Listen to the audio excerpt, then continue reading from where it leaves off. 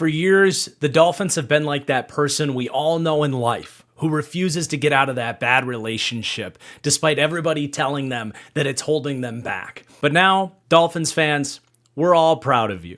You've kicked Tua to the curb, Chris Greer is gone, you've got a hot new girlfriend in Malik Willis that your mom loves, and we're all excited to see what happens now that you've got a new and promising life in front of you.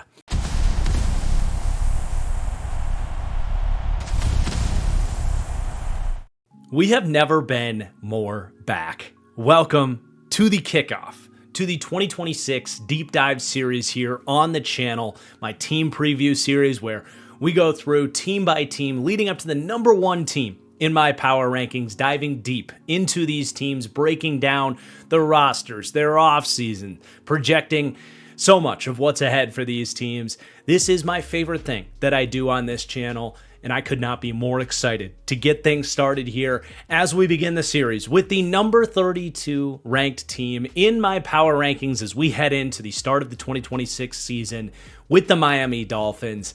Before we do begin, if you've enjoyed the deep dives in the past and you're excited for this series just as I am, please do take just a second to hit that like button down below. It really does help, especially kicking off a new series like this for this summer. Get this video out in front of the eyes of as many NFL diehards just like you. I really do appreciate it. And of course, make sure you are subscribed. These videos are going to be coming at you every 3 or 4 days or so throughout the course of the summer.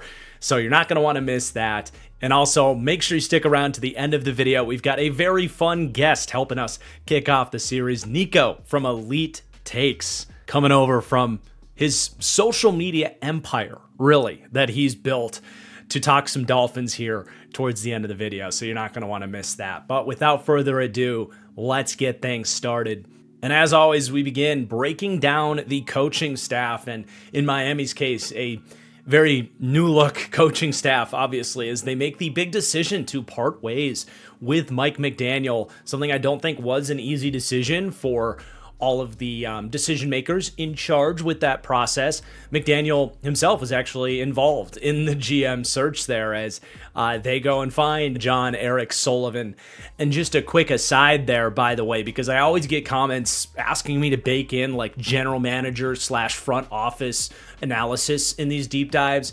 And it's really hard to know exactly where in the format of these videos I would do that. I do rank front offices in my tier maker videos more like towards the end of the season. Honestly, the entire deep dive is a reflection of the work that the front office has done, and there's plenty of discussions about moves I liked, moves I didn't like. So it's you know, I do get those requests a lot. I hear you guys, but there's just not a great place for it. So I just want to kind of get that out of the way here in our first video. But back to the coaching staff here and the changes that they made. McDaniel's out the door. And as we introduce every aspect of the team, starting with the coaching staff and working our way through the position groups, I always ask the question, were they downgraded or upgraded, or is it really up in the air?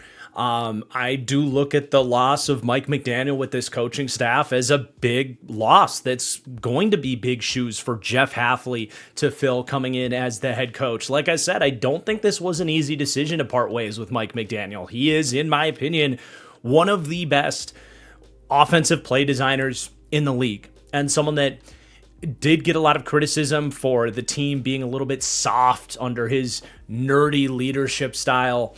I actually, and Dolphins fans can agree with me or disagree with me on this, and certainly have in the past. I actually think the Dolphins showed some teeth as the season went on and became a better run defense team, a more physical run game.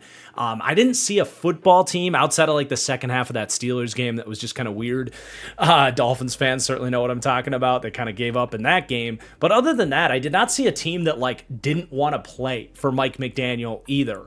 Now, I do talk about some stuff with Nico in the interview about, he made some really good points about the team building being a little bit softer under Mike McDaniel's vision. So there's certainly some good points to be made there. But the point here is this is a big decision to move on from Mike McDaniel, who Chargers fans are very excited about. And I can't confidently say that they did make an upgrade going with Jeff Hafley. As far as other losses there, you do say goodbye to Anthony Weaver, who I do think did a very solid job as the defensive coordinator here. And then some of your assistants there as well. Frank Smith underneath Mike McDaniel is going to head to Miami, and Danny Crossman, they're going to be making changes with the special teams coaching as well. But yes, enter Jeff Hafley. Comes over with basically Green Bay South getting installed here, the GM, the quarterback in Malik Willis, who we'll talk about, and of course the head coach here. And despite me saying, yes, Mike McDaniel's a big loss, I don't know that it was such an easy decision to fire him. I do really like Jeff Hafley. I think he absolutely, in his 2 years in Green Bay, showed that he is a very worthy head coach candidate. It was not a surprise to see him get a job. Just in how he carries himself, the job he did with that Packers defense was tremendous, especially I think the year before when they didn't have Micah Parsons. But when they were healthy and together, that was a very special defense, even if a lot of injuries led to that side of the ball being more inconsistent than people were hoping to see. But man, I think schematically and leadership-wise, as a defensive head coach, Jeff Hafley is a really good pivot. And anytime, really, for the most part, you go to a defensive-minded coach, you are going to be talking about kind of that general baseline of culture building and toughness and physicality that is certainly a pivot from the sort of idea of Mike McDaniel as a head coach. As far as the assistants go, Sean Dugan is going to follow Jeff Hafley over. He had been brought up as the linebackers coach in Green Bay after Anthony Campanelli left. So that Packers staff has really been depleted there. But Dugan will be the technical DC underneath Jeff Hafley. And then as far as the offensive coordinator goes, always an important decision here when you go with a defensive head coach. Bobby Slowick gets promoted. He gets another crack at things here. Hindsight has looked very favorable on Bobby Slowick, who in 2023 was like a head coach candidate with CJ Stroud in his rookie season in Houston. Things went incredibly well in that season where they shattered expectations. And again, with hindsight, the play calling under Bobby Slowick was really pristine in 2023, but 2024, O-line woes, CJ Stroud regressed, Bobby Slowick, I think, regressed to an extent. And they actually move on from Bobby Slowick in 2024. He settles back in here in Miami and finds himself as a play caller once again. So I'm excited to see what he can do. I think that was a very solid choice to keep him around. Not a lot of familiarity with existing players at this point with a lot of the changes this team made that we'll see as the video goes on. But at least within that building, some familiarity to bring a guy that is a pretty decently sized name as an offensive play caller within that Shanahan-style system. And then Chris Tabor will be the new special teams coach. So again, as I look at the offseason changes before we begin breaking down each individual unit of this team, including the coaching staff here, I do like to say whether it was downgraded, upgraded, or left to be determined. And in the case of the coaching staff, I started by saying downgraded because I do think very highly of Mike McDaniel. Even Anthony Weaver is a very good defensive coordinator, in my opinion. But that can easily be changed, right? Jeff Hafley is a very good coach, as we described. I'm willing to say it's to be determined. I understand the direction that they're going in, but I'm willing enough to say that this isn't a guaranteed upgrade either. But let's shift a little bit away from the offseason changes and the narrative of these hires and break down the scheme a little bit more and how I rank these coaches here for the Dolphins in terms of how this series goes. So let's begin with the defensive coaching underneath the head coach of Jeff Hafley. Hafley certainly comes from the Robert Saleh coaching tree. Was with Saleh in San Francisco back in 2017, 2018. And since then, he's maintained a lot of the same principles as he's gone through Boston College and then back to the NFL with the Packers, but has also kind of added his own flavor to his own version of his defense as well, especially when you look at their fronts. Like, you think of a Robert Saleh defense and you think of that wide 9, 4-man front, everybody with their hand in the dirt. In Green Bay, they've been much more of a multiple front, leaning into some more, 3-4 outside linebacker types. And I think obviously having Micah Parsons was a big part of that in 2025 and being, more of a 3-4 style front. And you look at this Miami coaching staff, that's very likely going to be the case. When we get to their edge rushers, you'll see like it is primarily undersized stand-up 3-4 edge types of guys. So that's certainly not something you see very often with a Robert Saleh style front that Hafley has provided his own twist to. But while the kind of classic formational structure of Hafley's defense has evolved away from a true Robert Saleh defense, the baseline principles are very much the same, where both Saleh and Hafley here, you go to D'Amico Ryans as well, the coaches in this system, they would prefer to not have to blitz a ton. They will blitz. It's not like they're never going to blitz, and they're typically very effective when they do send the heat and very creative when they do. But the Packers under Hafley for 2 years were in the bottom 10 in terms of blitz rate. And believe me, Hafley's blitz packages are extremely creative and efficient when he does blitz.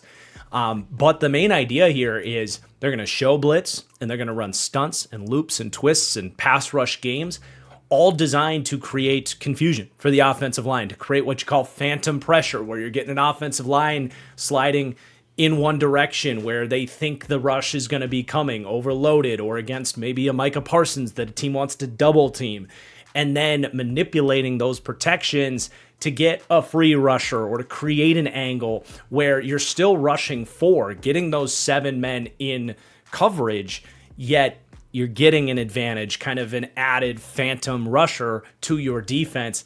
That's not unique to a Robert Saleh, Jeff Hafley system. That is pretty much what every defense in the NFL today is trying to create.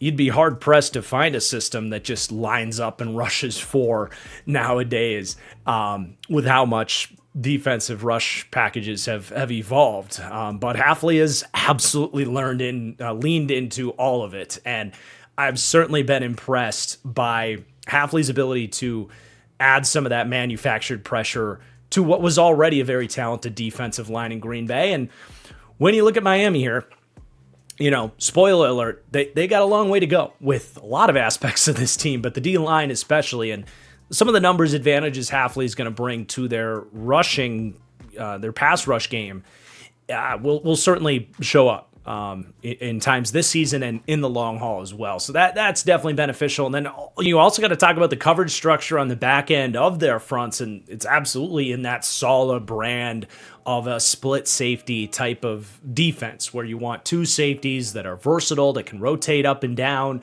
have the range to be a single high free safety if need be, have the coverage flexibility to be a quarters split safety match zone style, intermediate to deep type of coverage defender on the back end there, and just have that idea of pre-snap confusion where you're almost always going to show too high defense as long as you aren't getting annihilated against the run and are forced to bring one of those safeties down in the box.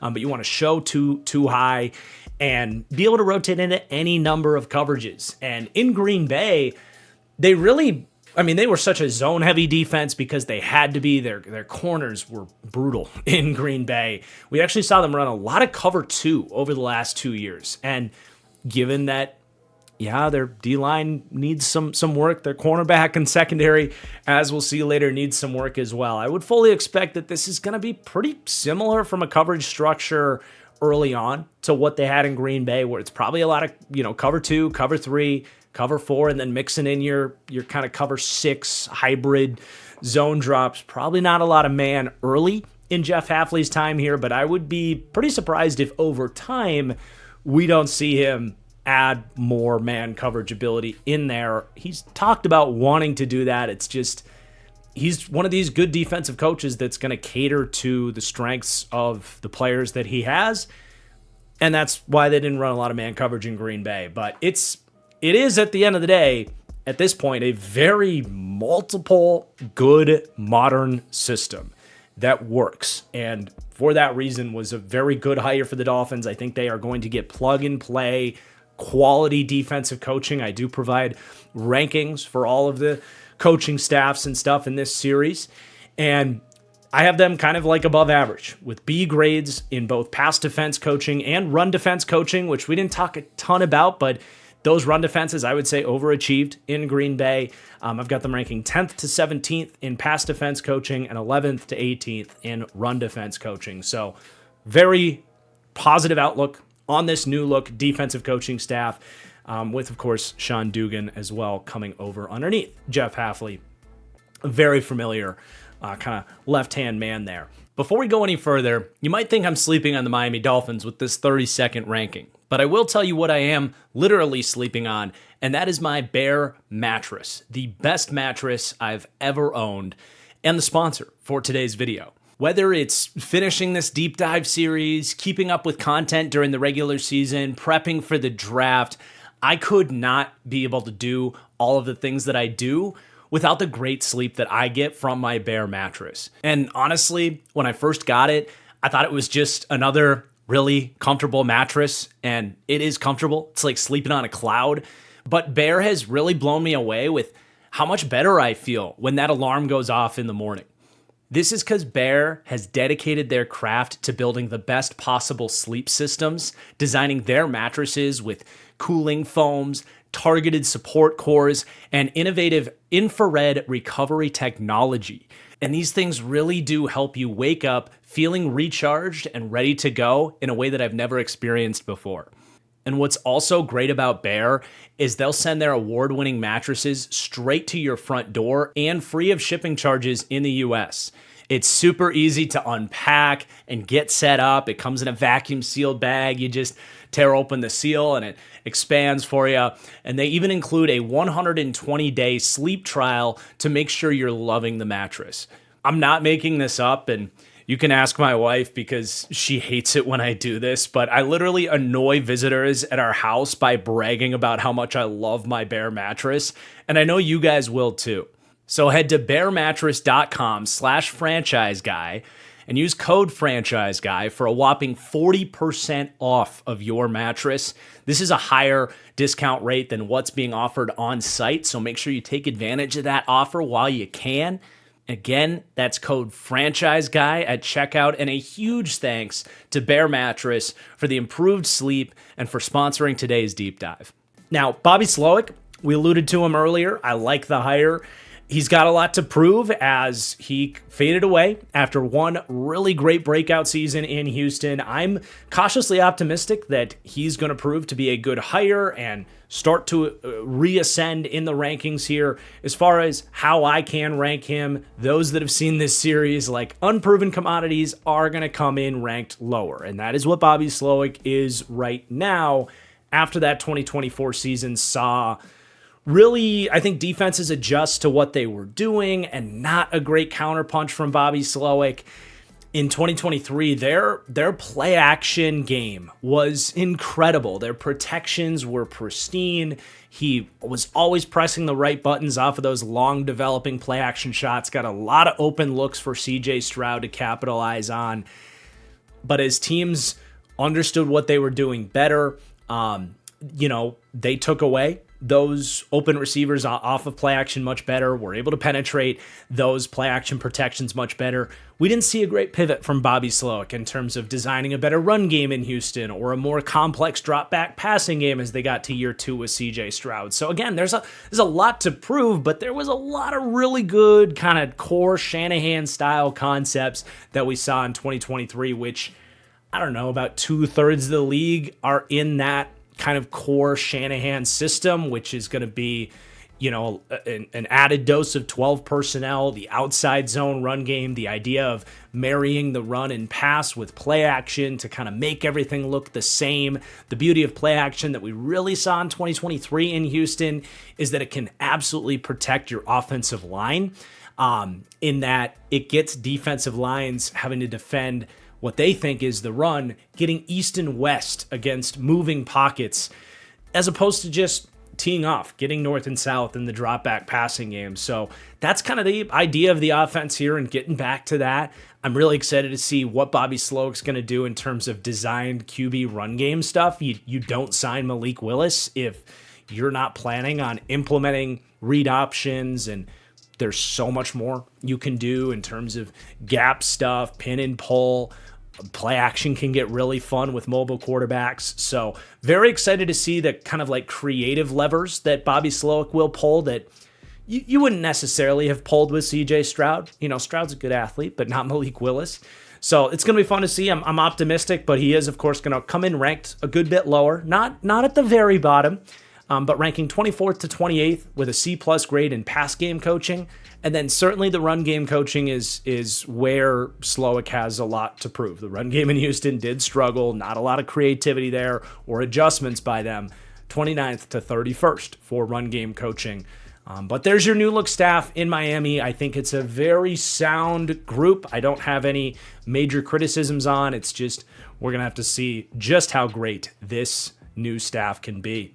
But next up, we'll begin breaking down the roster for the Miami Dolphins, a roster that certainly has a lot of work to do. If we're talking about the Dolphins breaking up with their now ex and moving out and, going into a new place, they got a lot of new furniture to buy. They got some spring cleaning to do. They got a lot of work to do to get back on their feet, but the horizons are broad with a lot of potential now that they are no longer hitched to Tua Tagovailoa, which, man, I think Dolphins fans gradually over the years, I would imagine at this point, have realized the limitations that Tua provided this team. If there's any Tua stands left that think the Dolphins made a mistake basically paying Tua to play for the Falcons this year, I would love to hear from you in the comments.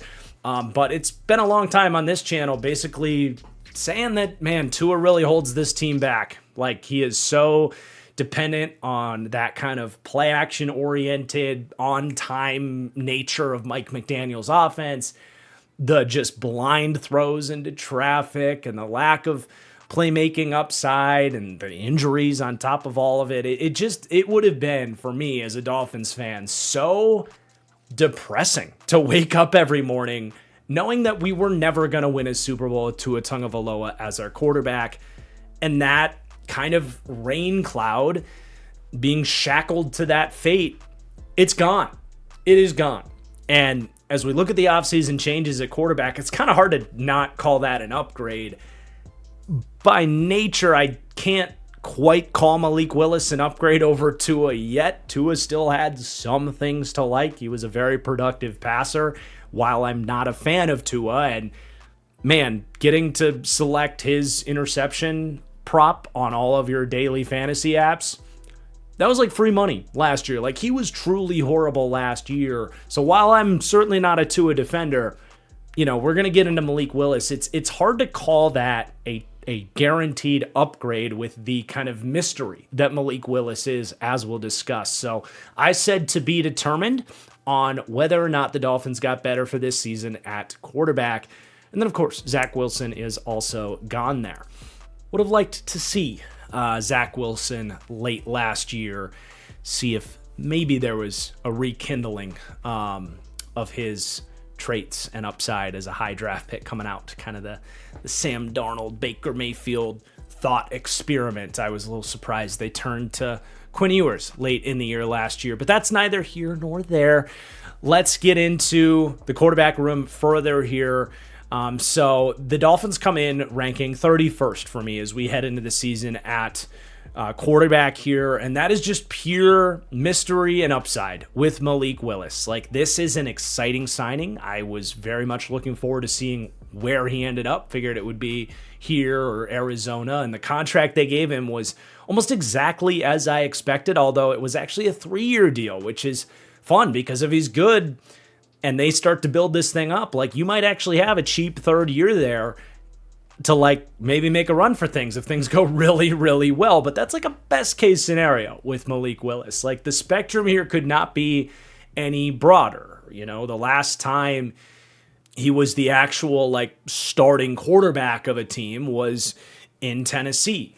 and it was a disaster, right? Like, we've seen some really, really, really low lows from Malik Willis, but that was 3-4 years ago, right? Like, for a quarterback prospect that myself certainly said coming out, and I think, for the most part, a lot of people agreed, this is a quarterback that was a year away from being a year away when he came out of Liberty. Like, they ran the definition of a high school offense.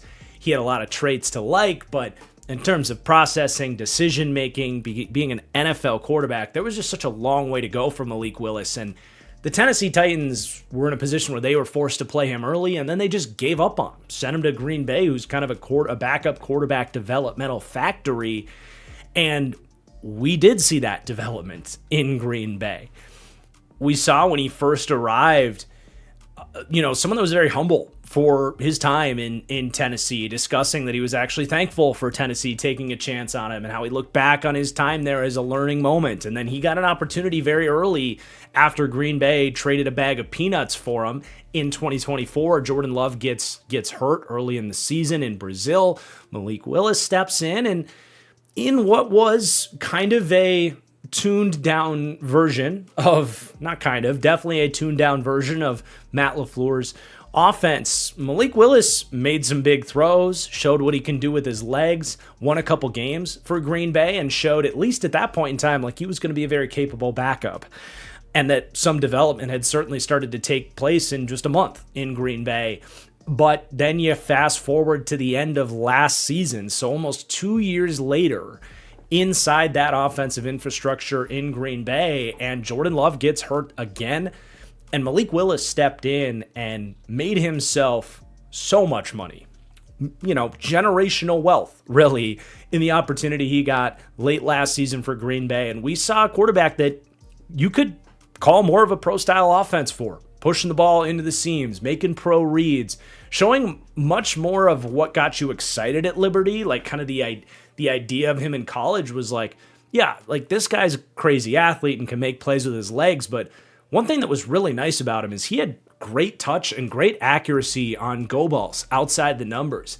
And they started to lean into that much more when he got starts late in the season for Green Bay last year. And you were reminded, like, the arm talent is legit for this guy who's one of the best rushing threats at the position in the entire league. And obviously the mental side of things really ticking up, like playing on time, not perfect with his processing and decision making, but going through some pro reads and taking good care of the football. You really started to see the growth that obviously gets him paid here in Miami. And now it's like, all right, let's see what happens, man. I think the risk is absolutely worth the reward, because honestly, the risk ain't that high. Like, if he sucks, honestly, great.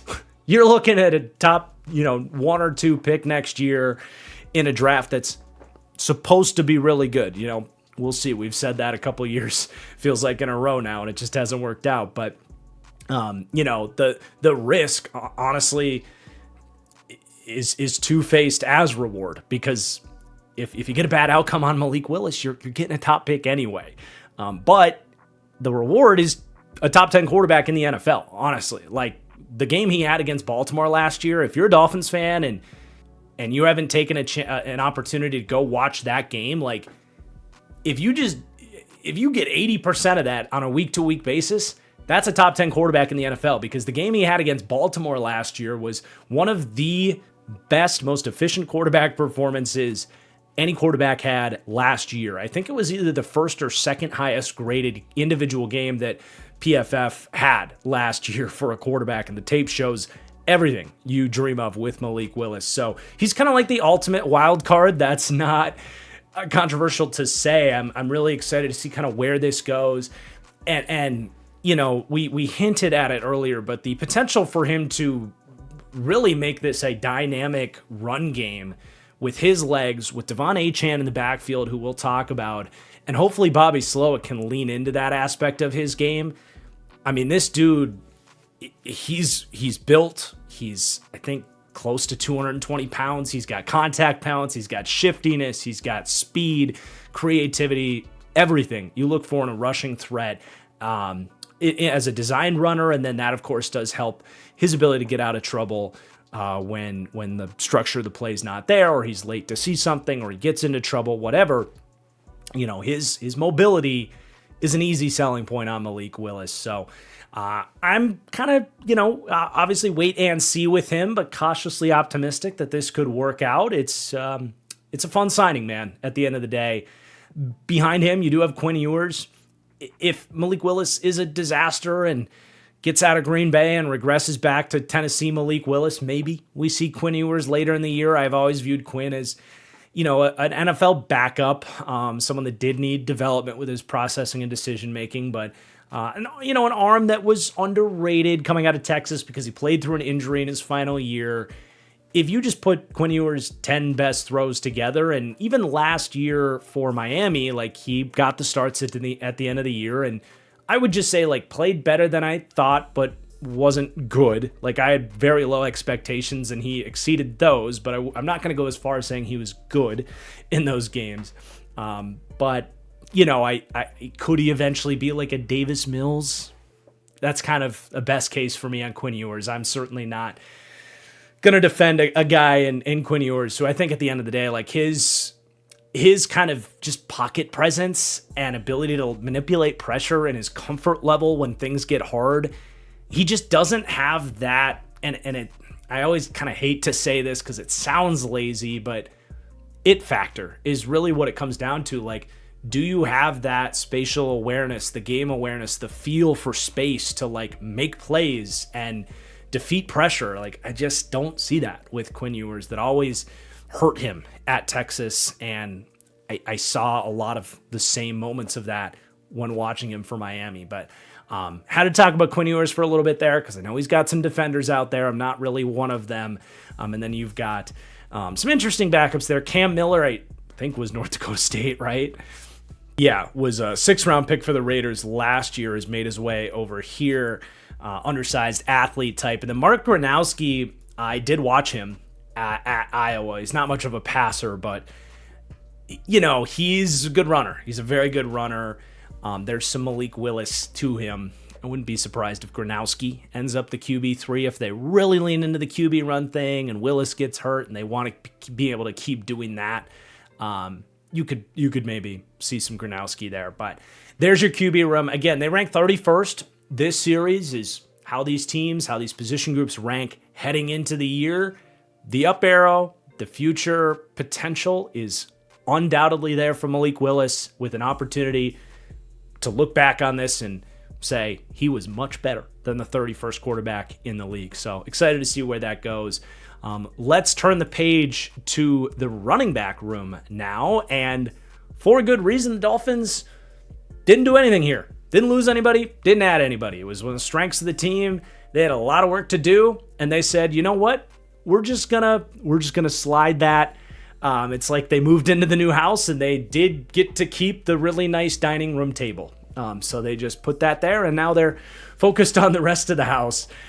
So staying neutral at running back, which is a good thing for them, as they have Devon Achane, who I can't say he broke out or broke through, but I think anytime we're talking about kind of an undersized, unique player that was a 3rd-round pick, you always want to see sustained level of superstardom before you're really on board crowning a guy as one of the definitive, in this case, top 7 running backs in the NFL, the best player on this football team and a genuine superstar that they just paid, by the way. Last year, I think Achane proved that he is that guy. He can hold up with a big workload. He can run with power as a smaller back. Not like wrecking ball power. If it's 3rd and 1, that's why they brought out Ollie Gordon in, actually, who we'll talk about. He's not going to drive a pile, but force equals mass times acceleration. And when you're talking about someone that has one of the best first steps, some of the best long speed, and he puts time in the gym. He's got decent amount of strength relative to his tiny size, but he's able to break through arm tackles. He can break tackles out in space and be shifty out in space. That's really, I think, where he has paved his way to being, like I said, a kind of, maybe not workhorse being the right word there, because I think for a smaller guy, you still want to you don't want to do what you do to Saquon or whatever and give him like 400 touches in a season. That's risky for a guy at his size. It's just physics there. But certainly someone that can be your best running back and consistently be as efficient as he is with 250 to maybe 300 touches, for example, because he does have a little bit of that sneaky power in there with the contact balance and ability to break arm tackles. But yeah, the speed, the elusiveness, the vision, that all speaks for itself. Devon Achane is incredible, and that's not difficult analysis to say that. So he's going to come in as the highest rated player on this football team, and that also is not much of a surprise. Now, new this year, I'm putting the pass block rankings out there. That was a big request last year, so you're seeing that on the graphics there, and I'm excited to see the feedback on the graphics this year, man. This video is coming out about 2 days later than I was hoping because I spent a long time, like 30 hours in the lab, like working on these graphics, making them look nice like this, and getting the pass block rankings on there was a part of this. And that is one thing with Achane that it's not really his game. I mean, he is a very good pass catcher, which we'll kind of carry that into the weapons discussion, which comes next after running back. But you'll see them largely use him running routes out of the backfield, not keeping him in there to block, especially this year when they don't have a ton of great options to throw the ball to. I think we might see Devon Achane take that final last leap as a pass catching back, but he only had on about 700 offensive snaps last year. He only had 34 pass blocking reps, and he just doesn't have the anchor and the size to do that. So that is where some of these other backups come in, where you'll see Jalen Wright in the backfield a little bit more on third down. You'll see Ollie Gordon, probably this team's best pass blocker, just a little bit more size to hang in there. And I don't know how thorough we're going to be going with the pass block analysis throughout this series on these running backs. I'm glad it's at least in there. And we mentioned it at least for the Dolphins here in terms of how that third down split will go. But let's talk about the kind of other carries that are going to go down in this running back room that, again, by the way, ranks with a B+ grade, 6th to 7th in the NFL. Nice. The kids will like that. But they are, to me, still searching for a kind of dynamic complement to Devon Achane. They're hoping that this year the combination of Jalen Wright and Ollie Gordon can fully establish themselves as that. And that's a big reason they didn't make any changes with this room. Those guys deserve those opportunities and have a lot of potential to really fill in perfectly right. That was not intended as a pun, but it works out perfectly right as the complement to Devon Achane in that, okay, you probably want an extra 10%. If Saquon Barkley is your superstar back, gets 80% of the carries, Achane's probably more 65, 70% in a realistic, we're paying him money, let's keep him healthy and efficient all year long. With a smaller back, you want another dynamic complement that can do a lot of the stuff Achane does. Jalen Wright, they're hoping can be that guy that gets maybe 100 carries on the year and push, let's say 4.5 yards a carry, 450 yards as a quality backup running back. Jalen Wright has shown a lot of flashes. There's a lot of reasons to be excited about him as potentially one of the better backup running backs in the NFL in that role. He just hasn't gotten to that point yet in those first 2 years, whether it's been health or some fumbling issues, some vision questions. He's fallen short from a consistency standpoint of solidifying himself as a quality backup running back. It's a big year for him to settle in as that, but he does have a really nice, encouraging blend of size and speed and explosive ability to be that complement to Achane. So we'll see if he can reach that this year. And then Ollie Gordon makes a ton of sense as an RB3 here. I don't see the explosiveness. If Jalen Wright fails, I don't necessarily think Ollie Gordon is going to be someone that you can reliably give 20 to 25% of your team's touches for a year and be a guy that you just want to be more interchangeable with Devon Achane. Jalen Wright can step in and you do a lot of the same stuff and you're not showing predictive tendencies in terms of the types of run calls you're going to make when Achane comes off the field. That's more like what you're getting with Ollie Gordon. He's a slow accelerator. He's not super dynamic in the open field, but he's got short yardage ability and a lot more true power and size and reliability than the other, reliability than Jalen Wright, and certainly size than Devon Achane. And we saw Ollie Gordon be their short yardage specialist last year. He's excellent in that role. And like I said, I think as a pass blocker, there's room for him to be more of a like Samaje Perine. I compared Jonah Coleman to that role a lot, kind of like a reliable third down back where maybe Achane is lining up out there as a slot wide receiver or something, and you want a guy in the backfield to be a good pass blocker and a check down guy. Like Ollie Gordon could develop into being that more consistently. But you can really see how these three guys make sense together, why they didn't make any changes, and how this is one of the better running back rooms in the league. Again, ranking 6th to 7th in the NFL for me.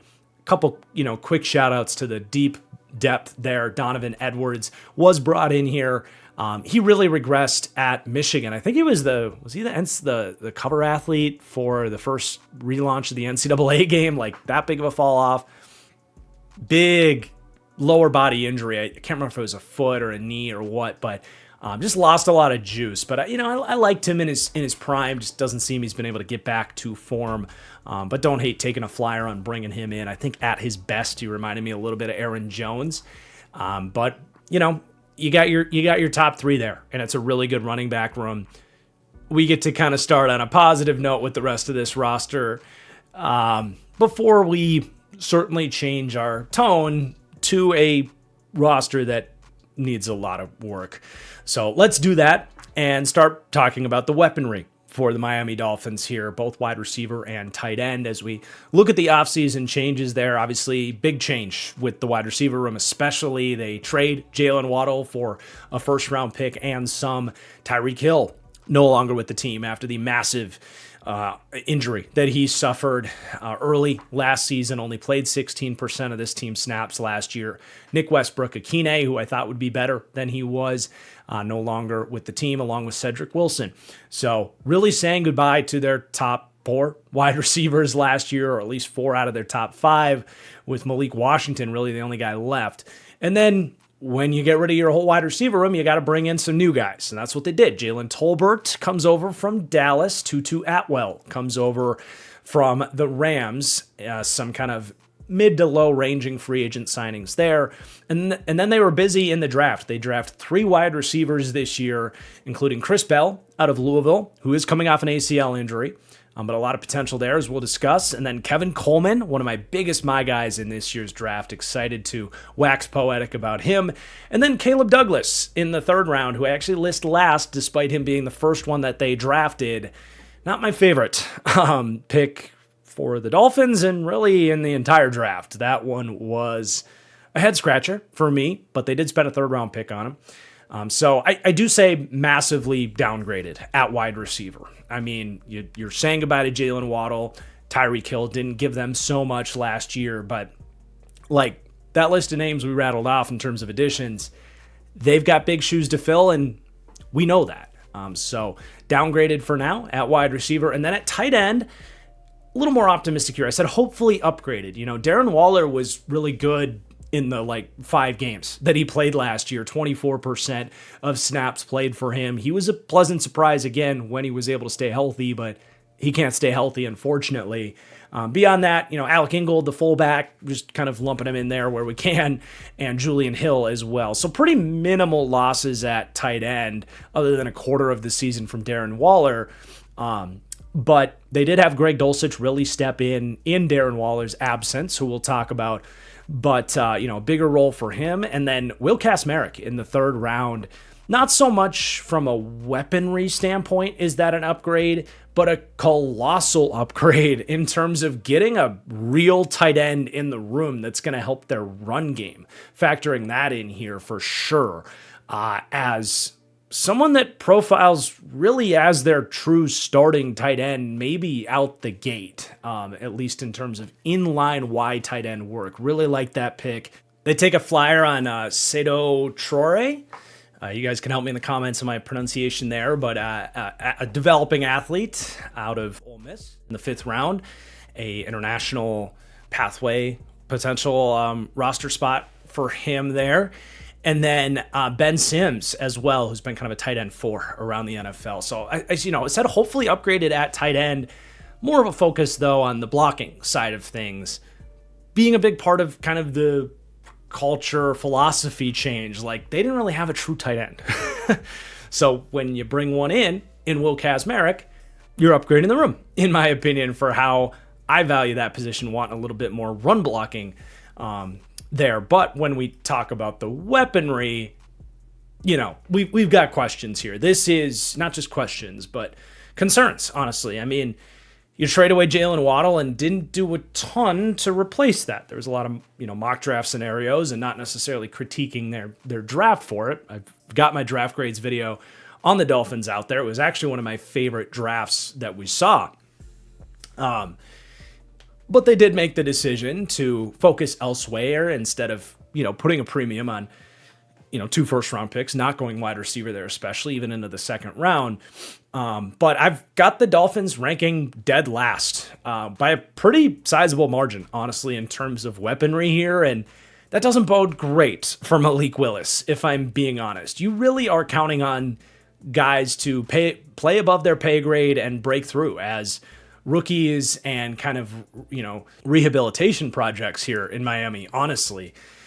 So let's start with the wide receivers here. So they bring in Jalen Tolbert, who's kind of like a very low-end starting caliber X type of wide receiver. He's got strong hands. He wins tough catches, has incrementally developed his route running, and he's, a reasonable signing to make because he was very much stashed behind, especially this year in a big kind of contract year opportunity for Tolbert behind CD and Pickens, obviously, who, Pickens kind of renders Jalen Tolbert moot because they do the same thing. Pickens just does it so much better. So bringing him in with an opportunity to be like your really only like true X outside like prototype of wide receiver here. You're expecting him to get involved as a run blocker as well. And, I think he's going to be reasonably solid, kind of as he was when he got looks in time in Dallas after a slow start in Dallas. Not really having expectations for him to break out, though, or shatter those expectations. He's more of a Band-Aid, like, we know what you do. We need somebody with something of a floor. And it's not like they really paid him anything to come in here and do that for him. Honestly, they got a good deal on him. $1.4 million, like damn near rookie minimum or a veteran minimum for him. And I think he'll play above that. I don't know if he'll play that much above that, but that's kind of your baseline starting point there. And then you get your speed replacement, right? Like Jalen Waddle's out the door, Tyreek Hill's out the door. Malik Washington hasn't turned into anything other than like a returner and a gadget player. They wanted a field stretcher here, and they wanted it before the draft, just because you don't know where things are going to go. And in a Shanahan-style offense, you want that guy that's going to run the deep post, that's going to stretch the defense, especially off of play action. And, Tutu has shown that he can do that. He's just streaky as all hell and kind of got phased out, like barely saw the ball with the Rams offense last year. But, he's a sneaky route runner, and I see how he fits in here. You also kind of know what Tutu Atwell is, though, and it's a very similar idea. He actually got the same contract, 1 year, $1.4 million, despite the fact you'd think about, like, okay, he's fast and a route runner, and you want to envision that he's really good after the catch, and, like, you want to envision that he can be more of a, consistent, versatile player. He's actually rather one-dimensional as just kind of a field-stretching, inconsistent, vertical weapon. Yes, with some speed to maybe give him the ball and design touches at times as well. But, those are your quote-unquote floor raisers. It's about as low of a floor as any team in the league is going to have in terms of weapons, and that's how you find yourself ranking 32nd when that's your floor. But then you get into, some guys that you're hoping can maybe ascend above that and be more impacts and consistent impacts for this team. I'm going to start with Kevin Coleman there. Actually, the third of the wide receivers that they drafted, someone I'm extremely high on, that I think had no business going as late as he did, that I am going to go on a little bit of a limb myself here and actually project him to be the third starting wide receiver on this team, out of not just the rookies, but everybody, beat out Malik Washington as the number 3, and beat out these other rookies as well for differing reasons that we'll get to. But this is not even so much a bet against the other guys. It's more of a bet on Kevin Coleman. This was one of the steals of the draft. I think he was one of the better route runners in this class. He has great hands for a smaller wide receiver. Low drop rate, extremely high contested catch win rate. Actually had the second best contested catch win rate, above 80%, behind just Carnell Tate in this draft class. Just incredible. And I got to give some love to my guy EJ Snyder. I was listening to their day one draft stream where he pulled that stat, but it was certainly something I had written up and loved about Kevin Coleman, and actually why my pro comp on him is Emmanuel Sanders. Because Emmanuel Sanders played at almost an identical size, 5'11", 180. Coleman plays at like 177 at 5'10 and a half, which I think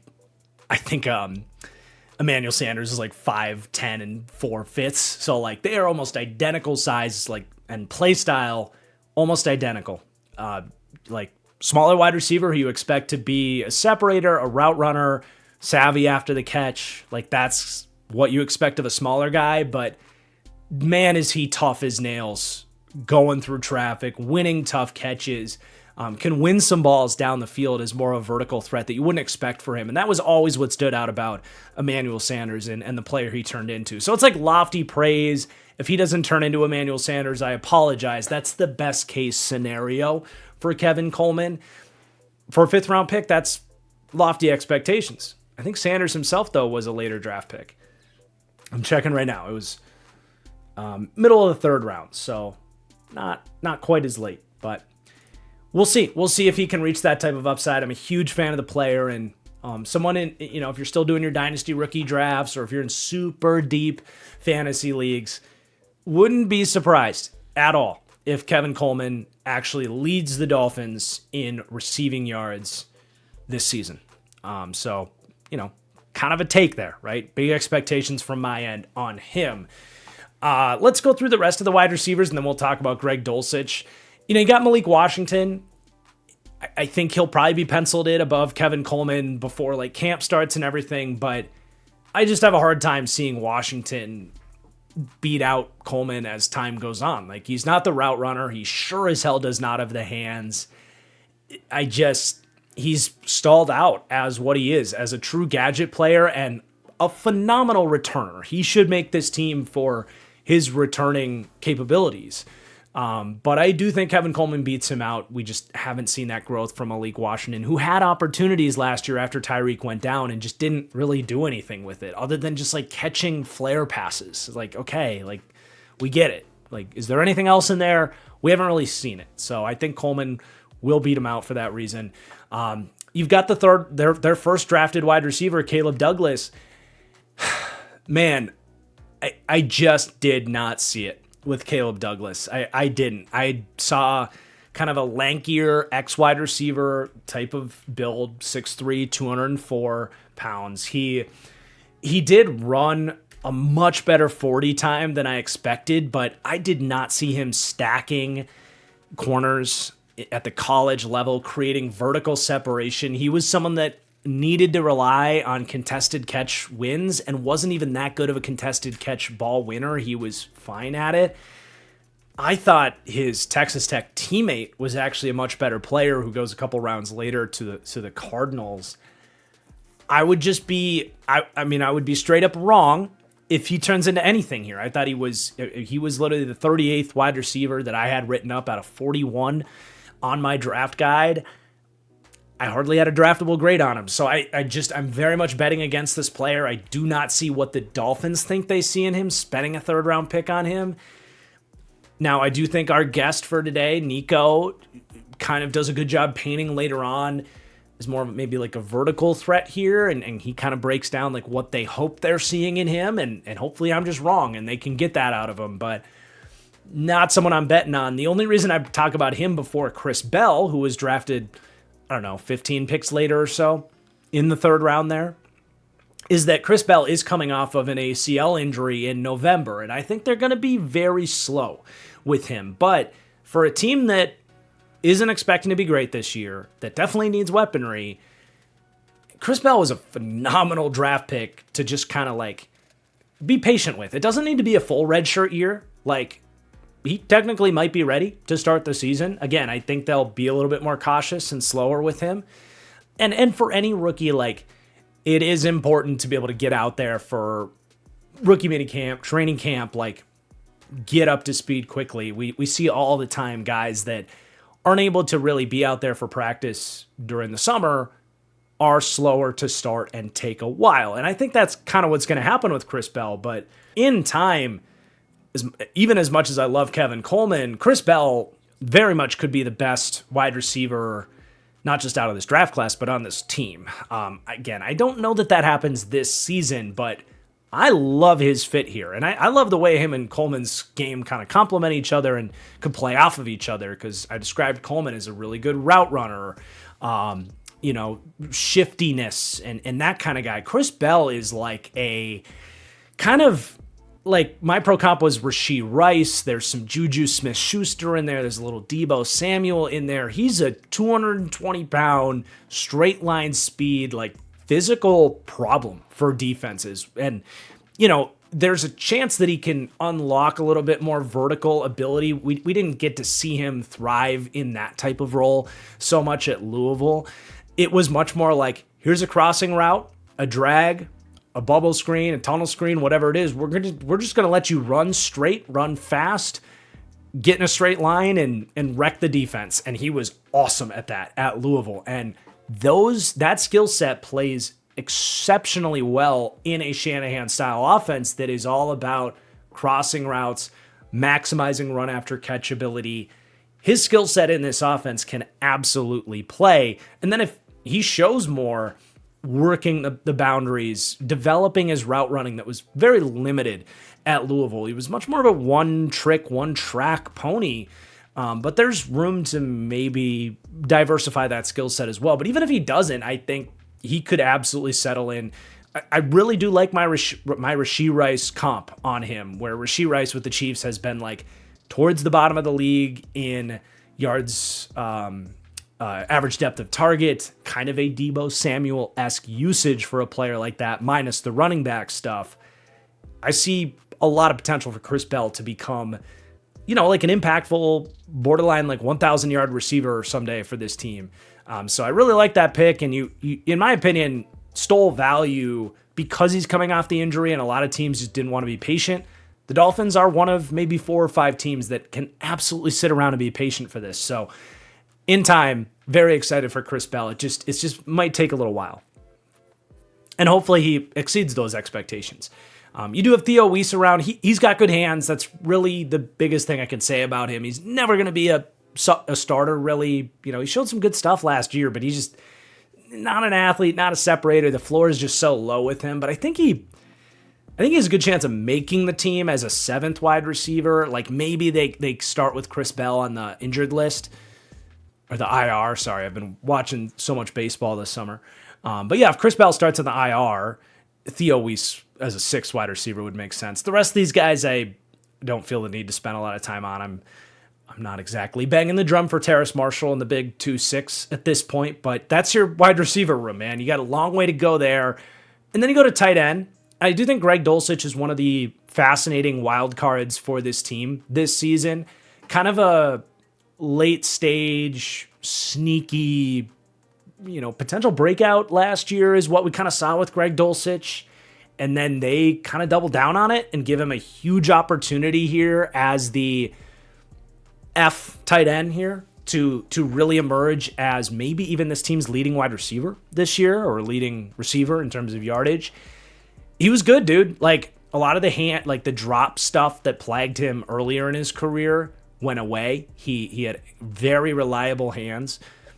0 drops on the 31 targets that he did have, and won some tough catches, man. He had 3 career contested catch wins on 6 targets in his first 3 years in Denver and with the Giants. He had almost double that last year with 5 he went 5 for 7 this last year. So he was winning tough catches, and you can see the athleticism, man. Like, he gets rolling up field. He's got, a nice baseline with his route running. Like, he had potential as a high, mid third round pick when he came out of UCLA, but just had so far to go, failed earlier in his career. And now we're seeing a guy that I think is settling in and has worked at his game and is the exact type of player I love on a bad Dolphins team, like giving a runway to show what he can be. You almost look at him, he's 26 years old. Like, we had 25, 26-year-old rookies in this draft class, looking at him as, kind of a free third round pick in some ways, just to see where this goes. And again, he was really efficient last year. I don't have any criticisms on the receiving stuff he did last year. It's just, it was, 26 catches for 330 yards. It's a small sample size and a small sample size sport. So we'll see if he can keep that up. But that was about a third of the year. You project that out through the rest of the year, that's 75 catches and almost 1,000 yards. Like, that's a legit impactful receiving tight end. Now, he's not a blocker. If he's a starting tight end, he's one of the worst blocking tight ends in the NFL. We know this is a team that's going to want to run the football. That is where Will Kacmarek comes into play. Like, Greg Dulcich is going to be in 12 personnel, which I fully expect the Dolphins will be at worst in the top 10 in 12 personnel, which is 2 tight ends, 2 wide receivers, and a running back.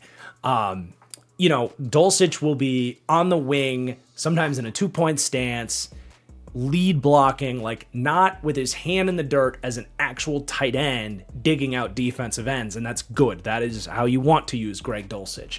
And then when you get into 11 personnel, your drop back passing game, he can play more tight end there because you're not running the ball out of that formation as much.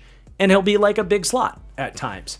So that's his role. He's kind of that tight end 2/wide receiver 3 role that kind of blends together here. But yeah, Kacmarek is here to block. I'm not going to sit here in a chapter that's about the weaponry for the Dolphins and glaze his receiving skills.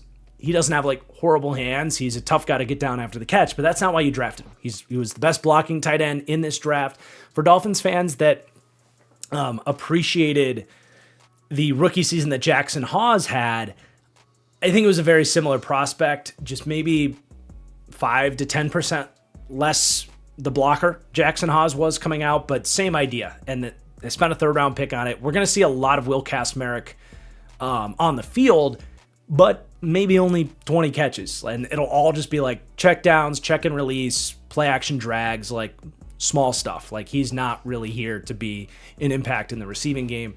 They take Seydou Traore out of Mississippi State. I think I said Ole Miss earlier, so sorry for that.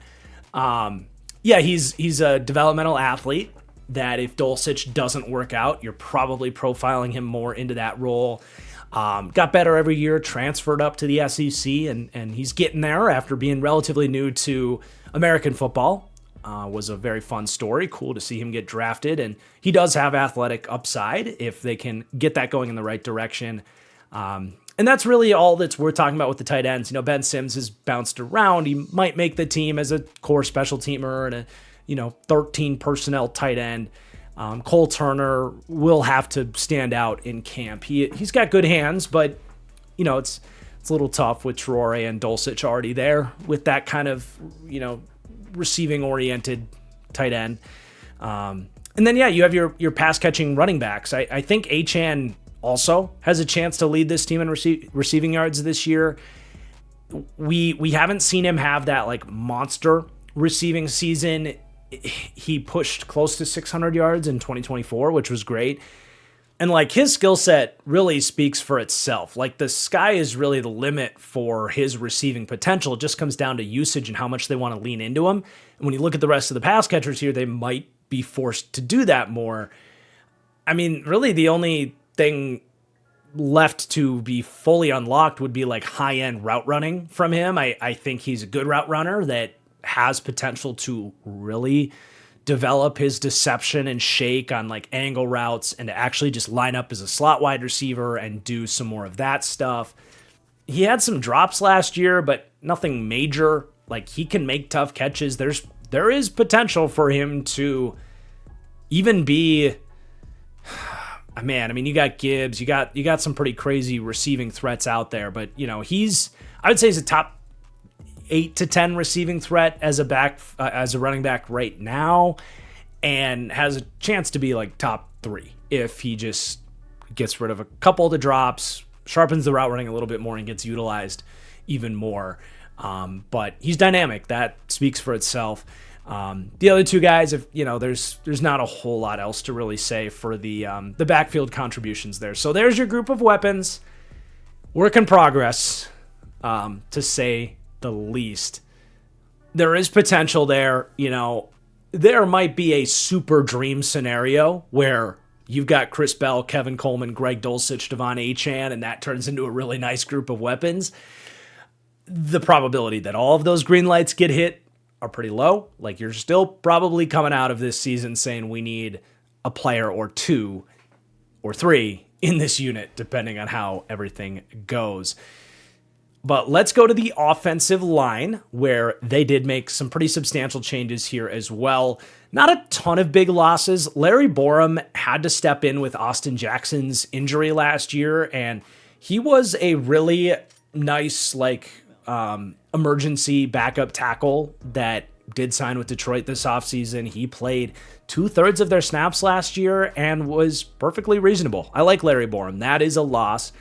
Cole Strange, though, did start 4/5 of their games, and I don't look at that as really a notable loss, along with Daniel Brunskill, who has kind of fallen off from his days of being a quality starter. But then you got some pretty big additions on top of that. First-round pick, Caden Proctor, we'll get into him. Austin Jackson comes back from the injury, hopefully, but you got to count him as an addition when he only played at, less than 1/3 of this team's snaps last year, 32%. They bring in Jamari Sawyer as a 6th man of the year type of offensive lineman that can play tackle or guard for them. 6th round, they draft DJ Campbell out of Texas, and then they sign Charlie Heck for some reason. What the heck on that one? He really struggled in Tampa last year. That could maybe be noted as a moderate loss to the offensive line. But overall, I said upgraded for the O-line. A lot of big additions there. Nothing major in terms of losses. But even despite those upgrades, unfortunately, I do still have the Dolphins coming in as the last ranking, 32nd ranked offensive line in the league. And 32nd in pass blocking. A little bit better, 31st to 32nd in run blocking, but a lot of work to do here. And between this and the group of weapons, you can really see where they got a long ways to go with these Dolphins. But in the case of the offensive line, I will say, okay, it might be more of a long shot with the weaponry that the 2027 starting weapons are on this Dolphins team. I think the hope is that this offensive line group here together can really take those steps and that they have the right pieces. It's just a matter of these unproven commodities getting better and proving themselves to be a group that is worthy of ranking higher than I have them here as we head into the season. And I do want to say, just as a kind of like a main hook here on this offensive line, and why I'm probably a little bit lower on it than a lot of Dolphins fans would be expecting here, because it wasn't a bad offensive line last year. Well, okay, it wasn't the worst offensive line in the NFL last year. I'll say that. It might have still been a bad offensive line. But what I'm getting at here is that Mike McDaniel's system uniquely protected these guys. And Tua, actually, for all of his faults, uniquely protected these guys. The ball came out faster than any team in the league, and it was a system overly dependent on unique / gimmicky passing plays, RPOs, play action, not a whole lot of true drop back pass requirements for this group last year and in years before that. So when I'm talking about like Patrick Paul, who had a really nice first year as a starter last year, Aaron Brewer, who broke out last year, Austin Jackson missed time last year, but has spent a lot of time in this Mike McDaniel offense. Some of the existing pieces that have played maybe a little bit better than I'm giving them credit for here are going to be challenged more often in more of a pro style offense. Now there's some play action elements that will help protect these guys. That's pretty standard. It was exaggerated in McDaniel's offense, and that's something that we need to monitor to see how these guys perform. And when we start with Patrick Paul here at left tackle, I'm cautiously optimistic with Patrick Paul, but this is the best way to capture that. So Patrick Paul overall, in terms of pressures allowed, actually had a pretty good year. 13th among 49 offensive tackles in pass blocking efficiency, which sounds like a big scary number. It's just pressures allowed per pass blocking snap. So on the surface, you would say, wait, he actually broke through and looks locked in as a franchise left tackle that you're hoping he can be as someone that has size, length, athleticism, second round pick. That's very encouraging and why I'm cautiously optimistic. However, when you filter it by true pass sets, real third down pass sets, real NFL drop back passing game opportunities for Patrick Paul, he goes from 13th in pass block efficiency all the way down to 39th out of 48th. And that is exactly, I don't want to call it the problem, but the case study that I'm noting here with this offensive line. Things are going to change in terms of what these guys are asked to do, how much they're going to be challenged in more of a classic pro style type of offense. So I had to get that out of the way a little bit for my defense of what I think is going to be a little bit of a sticker shock for some Dolphins fans seeing 32nd for their offensive line. But again, a lot of potential here, especially from left tackle to right guard. You're hoping this is the core group of the future. And Patrick Paul, you're hoping will be a part of that. You're hoping he passes the test and continues to get better and improves from, not being a particularly efficient drop back pass blocker, continues to refine his technique, get stronger in the weight room, get better in that sense. Because it's pretty clear for me, whether it's the run game or blocking out of some of those more play action pass situations, he's a great athlete. He can get on top of his block in a hurry. He can get his hands on you and stay square. He's got a really good foundation for it, and just an outstanding developmental athletic profile that he had coming out of Houston. So everything's heading in the right direction. But I do have some questions on just how efficient he's going to be keeping Malik Willis upright in the drop back passing game. And I'm not going to act like he was, without his imperfections, missing on some blocks in the run game as well. But, a respectable 74 rating there for Patrick Paul, a nice baseline that I'm cautiously optimistic that they have their guy as a franchise tackle there. But there is a world that he does disappoint for Dolphins fans. It's a big year for him here in year 3.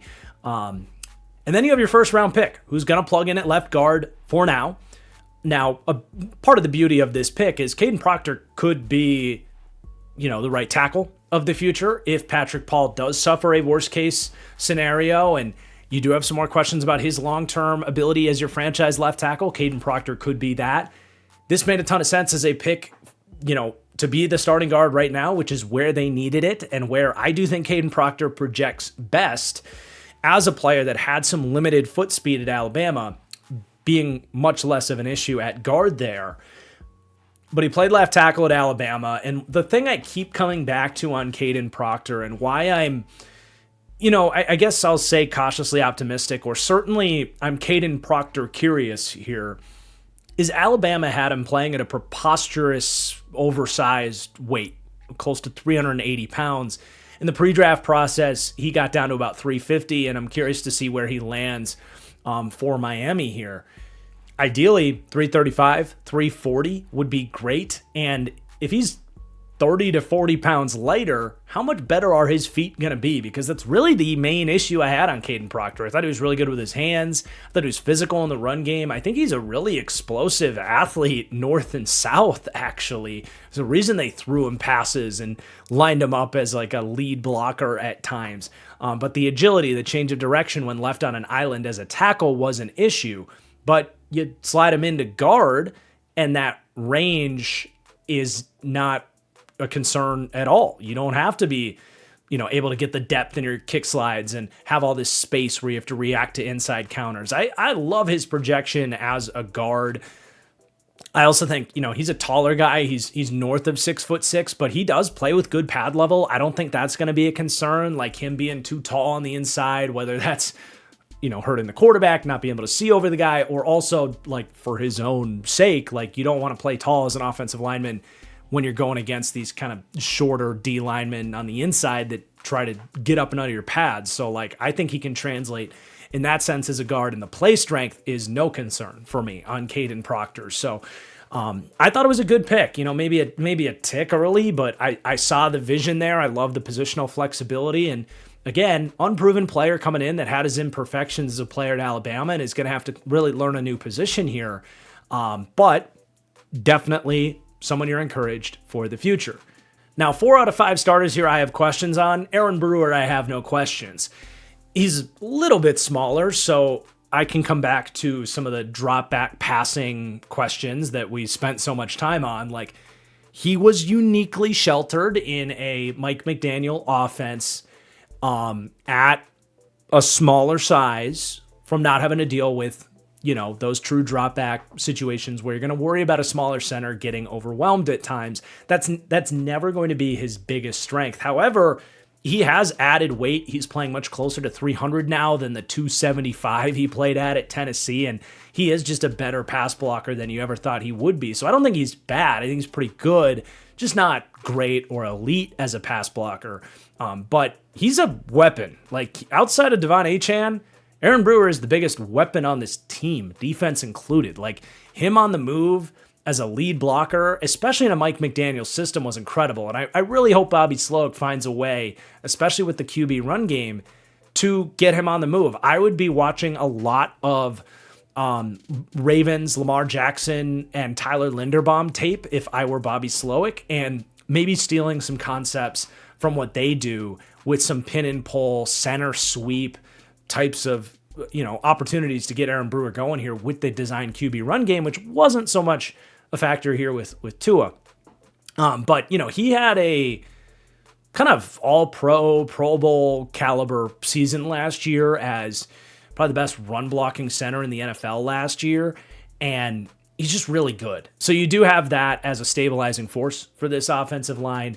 But honestly, you have right now probably the biggest concern, and I could undersell this, but I don't think it's crazy to say that as we head into the start of the season, Jonah Savaiinaea is probably the worst starting player in the National Football League based on what he did in his rookie year. They continue to trot him out there despite, they might as well, in many cases, have just had 10 players on the field, especially in pass protection. You talk about those true pass rush sets, and this was in a system that, again, like, they did a good job of limiting how many true pass sets these guys had to get into. Jonah Savaiinaea was dead last out of 50 eligible offensive linemen, and Jonah Savaiinaea was dead last, 59th out of 59, obviously, eligible guards in drop back pass blocking efficiency, but not just dead last. His 88.5% rating there was 4.2% lower than the 58th guy, Mekhi Becton, at 92.7%. That gap of 4.2 was the difference between Mekhi Becton at 58 and Steve Avila at 9. That's how big of the gap, that's how bad Jonah Savaiinaea was. Like, you've got everybody else up here kind of incrementally going down, and then Savaiinaea is like all the hell like underwater, sank, dead. I could not believe they continued to play him. They were just praying things would get better. And they really didn't. Now, he went from a college right tackle, a very young one at 21 years old, to being asked to play left guard in the NFL. That was a struggle for him. He's moving to right guard. Year 2, second round pick that I didn't think his college tackle tape showed nearly this level of concerns. It can't be worse, right? Like, that's why he gets the up arrow. I still would trot him out there, but I would have him on a much shorter leash this year. That's for sure. But yeah, man, like, he's a significant factor in how this team ranks 32nd. Like, any sort of smart pass rush unit is going to find a way to isolate him. And there were times last year where it's like he might as well not have been there. As a run blocker, it wasn't that much better either. Now, his traits will shine through at times as a run blocker, but he had a lot of missed assignments, a lot of negatively graded blocks himself. So, you know, you're living on a prayer already with your second round pick from last year. It was probably the worst pick. They traded like 3 extra picks to come up and get him too. It was nightmare, stuff of nightmares with him. Let's hope things can at least be better than that. We'll see.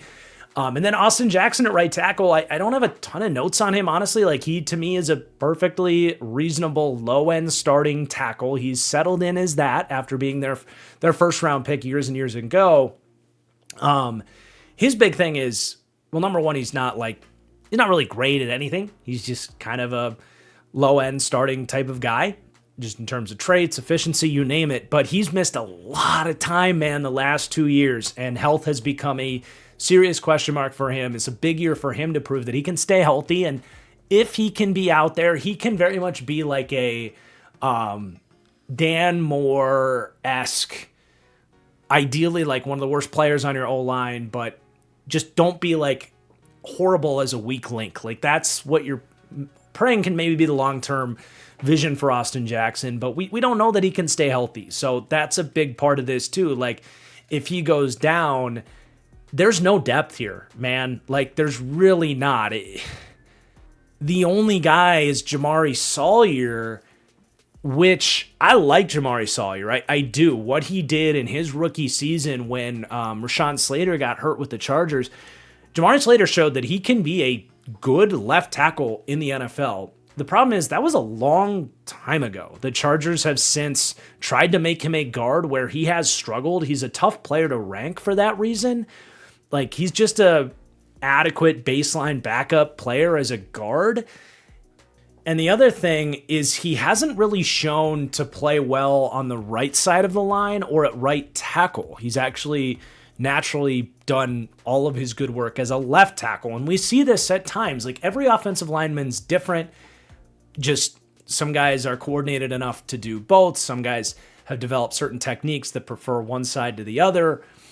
And because of that, it's really impossible to know, especially if Austin Jackson is your durability question, if Jamari Sawyer can actually be a quality backup right tackle. I think there's a chance that he's just a better player than Austin Jackson as a right tackle, but we haven't seen that yet. He is a nice signing. I don't want to talk lowly of this. I like that right now they're listing him as a tackle. He has some experience as a guard where he's been, again, just like okay, but has been way better as a left tackle in his rookie season 4 years ago.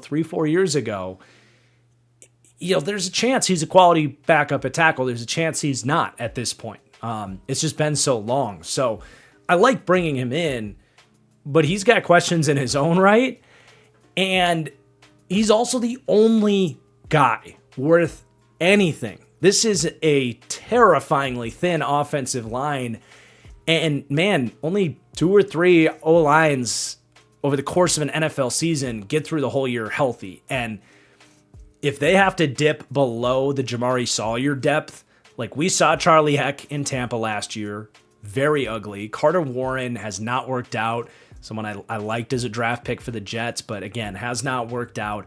DJ Campbell, we'll see. I didn't get to DJ Campbell's tape, so maybe they found something in the 6th round. He's probably, as an interior offensive lineman, your prayer to maybe be like a starter if Savanaia completely flops. Or another scenario here is, yes, Austin Jackson gets hurt.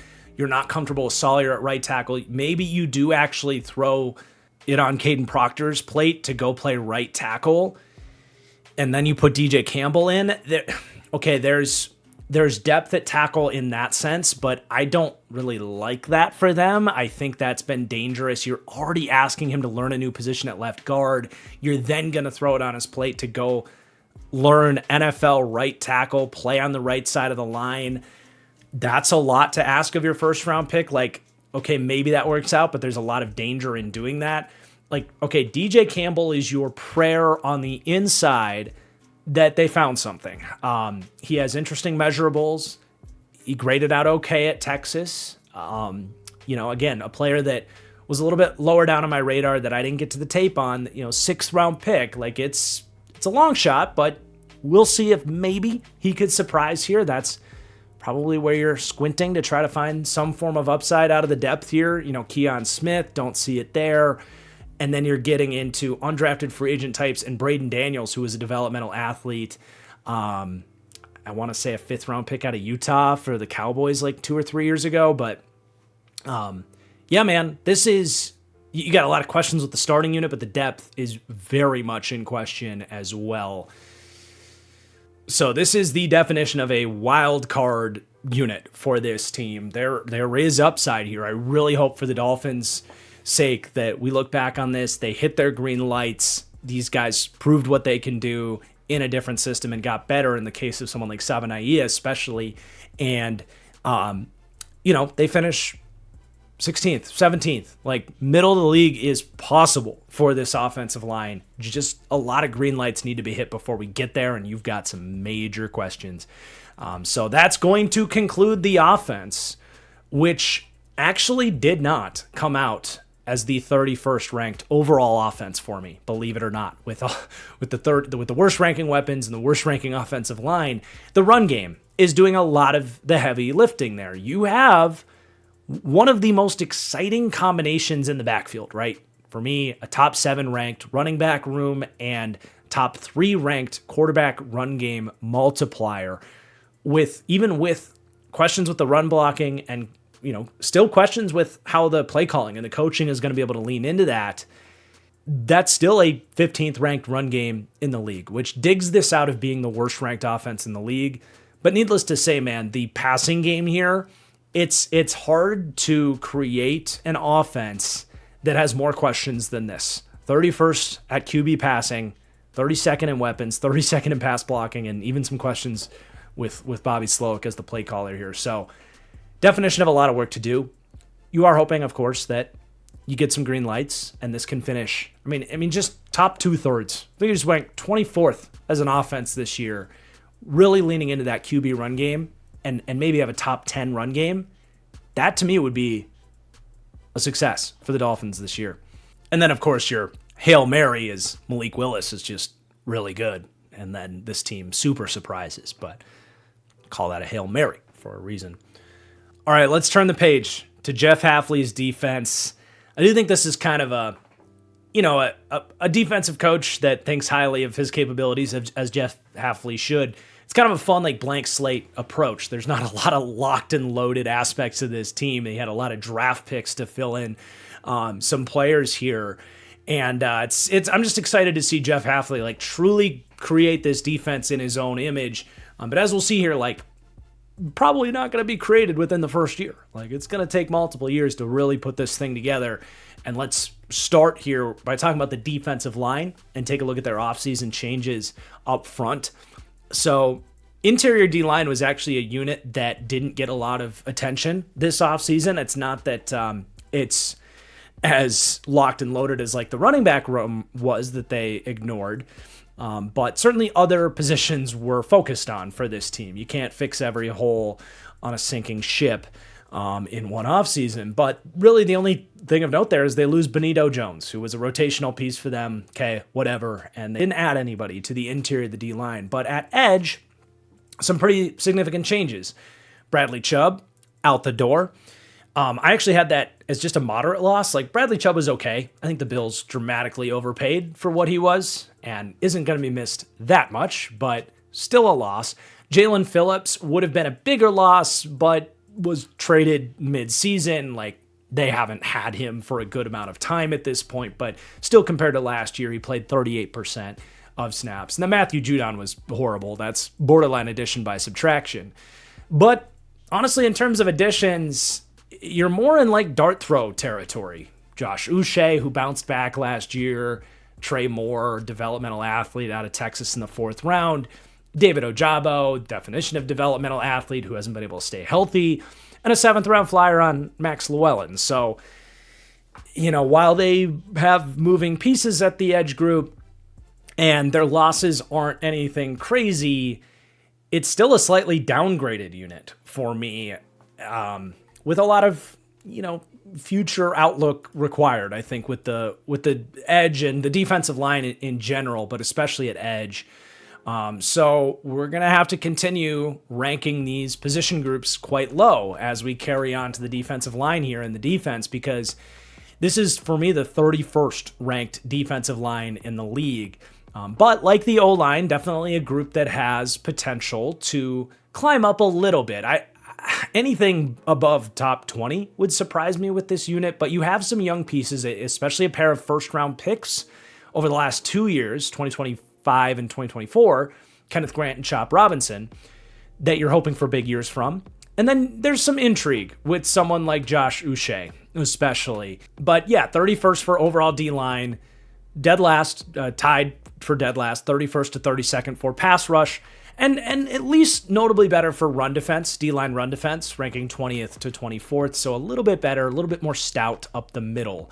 But let's actually start off the edge with one of the bigger, like, polarizing edge duos in my mind. Like, this is interesting that your 2 starting edge rushers are Josh Uche and Chop Robinson, and the depth ain't really there either. This is the worst edge room in the league, you guys. I mean, especially considering Chop Robinson had as much of a sophomore slump, a down year, as he did last year. Josh Uche has been a roller coaster ride, in his time in the NFL. He's been really efficient at times. He's been benched and cut for nothing and passed around the league at times. Not only are these not necessarily dependable players, but they are horrifically undersized for the edge rush position. Players that you would probably say, if we have one of these guys, we can scheme around it and oftentimes rotate them off the field on early downs. But to have 2 of them and then to not have any depth from a run defense standpoint off the edge, that's pretty freaking wild to me. I'm curious if they're looking at free agent, the free agent pool to maybe make an addition before the season starts. Cause wow, I don't know that I've seen a group like this in the NFL. So even if I actually like their interior duo for run defense, they still get dropped down again to a C+ grade and ranking 20th to 24th for D-line run defense, because just run outside zone on these guys and see if they can stop it. That's going to be a big thing to watch with the current construction of this roster. Again, maybe they add somebody and we bump that up a tick, but that's a starting point here. But you do also have a really athletic kind of 1-2 punch of similar players here that maybe Jeff Hafley can get creative with from a pass rush standpoint. But let's go more individual player analysis here. So Chop Robinson, he's total wild card, right? Like, year 1, you saw what looked like a good first round pick, a really efficient pass rush season, really clicked in the second half of that year after a slow start. But someone that I had rated in the kind of like mid to high 70s heading into last season with an up arrow on, saying like, okay, this guy's got juice. He flashed some power. The efficiency totally turned on. Looking like maybe something like a Hassan Reddick type of player that, yeah, he's never going to be a great run defender, but if he can be one of the, 20 most efficient pass rushers in the NFL, you're pretty damn happy with that as a first round pick. That's how it felt after the first year. And then last year happens, and this is a mystery to me. Like, he drops from a really, again, 56 pressures in his rookie season, 2024, largely in the second half of that year, 19 pressures last year on 241 pass rush snaps. You're going to hear me throughout this series talk about, for edge rushers, a 10% pressure rate is like the baseline for you deserve to be on the football field as a part of a D-line rotation. That's like a benchmark. That's like hitting, 225 in baseball. Like, just you're getting on base occasionally with a 10% pressure rate. He's below that last year. His pass rush win rate per PFF last year ranked him 101st out of 124 players. He was not winning at the one thing he's supposed to be able to do, which is rushing the passer. You can go through his wins and see dominant wins on tape, and that's what's frustrating is he's a talented player. He has that Nick Bonito-esque blend of get off, bend, twitch. Like, this dude is a special athlete, but he did the opposite of taking a step in terms of putting it all together and understanding how to win efficiently against NFL tackles last year. And again, undersized guy, you're not getting a run defender from him unless something drastically changes, but that's not to be expected. So, man, he's a wild card. He actually has the up and down yellow arrow for me as a year 3 player. Like, his ratings for me here, 74 rating, 76 rush rating. Like, that's somewhere in between what he was as a rookie and what he was last year. He could actually underperform this rating if he is what he was last year, or he could go back and maybe exceed even being better than this. He's an extremely difficult player to rank and to know what you're going to get from him. It's a huge third year for Chop Robinson, and he's going to have every opportunity to show what he can do here. So he's a big factor for this defense, especially the pass rush. And then Josh Uche, like, it's not an entirely different narrative. Like, similar style player, athletic-based pass rusher, that, I mean, we kind of talked about it. Like, he's just been all over the map. He did burst back onto the scene for the Eagles last year, and I really liked what he was. I thought it was kind of like a borderline Pro Bowl caliber pass rusher that one year in New England, which was like, 3 years ago at this point? And you saw some moments of that in a rotation with Philly last year. So he's another guy that, like, all right, in a deeper edge group in Philly last year, did he settle back down, get back into peak shape, and you just stole Josh Uche on the market, and he's going to be like an impactful complement to Chop Robinson? Or is he a nothing burger like he was when the Chiefs claimed him off of waivers? Like, the spectrum on him is extremely wide. So those two guys are really a core reason why I put the wild card icon next to this defensive line. That's just saying, like, these are key variables that are going to determine so much of the success of this team's, obviously the D-line ranking, but, this team's success as a season. This could be a catastrophe, or this could actually be a pretty fun edge rush duo in maybe more of an unlikely scenario there. As far as the rest of the edge depth, though, I mean, my goodness, there's just not a whole lot left to say. I mean, David Ojabo, second-round pick by the Ravens that fell after a really brutal injury in his pro day, I think. And, was once upon a time developmental athletic first-round pick, like, was what the idea was on him. And then the injury happened, and he's been nothing in the NFL. You're just holding on to the prayer that he can get back into peak shape and then develop. Like, he has been hardly on the field and really only appeared in flashes. Like, Baltimore let him go without really batting an eye, and they need edge rushers. So if he can stay healthy, then we'll see if he even can make an impact in any regard for this defensive line. They take Trey Moore, who was kind of a hybrid outside backer type. Again, I understand the idea of, like, okay, Hafley had Micah Parsons. He kind of wants these, like, athletic guys that if they're going to be more of a 3-4 team, they can do some coverage dropping stuff. You can get creative. That's cool, but when you already have Chop Robinson and Josh Uche and you're taking a raw, athletic 240-pound edge rusher in the 4th round and then giving him an opportunity, it's like, man, don't you want a little bit of something else here? So that's interesting, to say the least. Max Llewellyn was a player that there's a few guys like this in the draft every year where if he's going to be able to play in the NFL, you're going to know right away. he's kind of tapped out. He's got this weird long, like 6'6", 260-pound frame, kind of a little bit lankier, not a run defender, shorter arms, plays upright. But he's got a really nice bag of pass rushing tricks, but without great speed or power. He's just this kind of like relatively quick big guy that was able to beat college tackles. I don't know that his game's going to translate to the next level, and that's why he goes in the 7th round. But if it's going to work with his technique and his relative quickness, you're going to find out pretty quickly. Cameron Goode is honestly maybe the most consistent run defender of this defense, and that's largely going off of like the rotational role he earned at the end of last season and made some good run stops.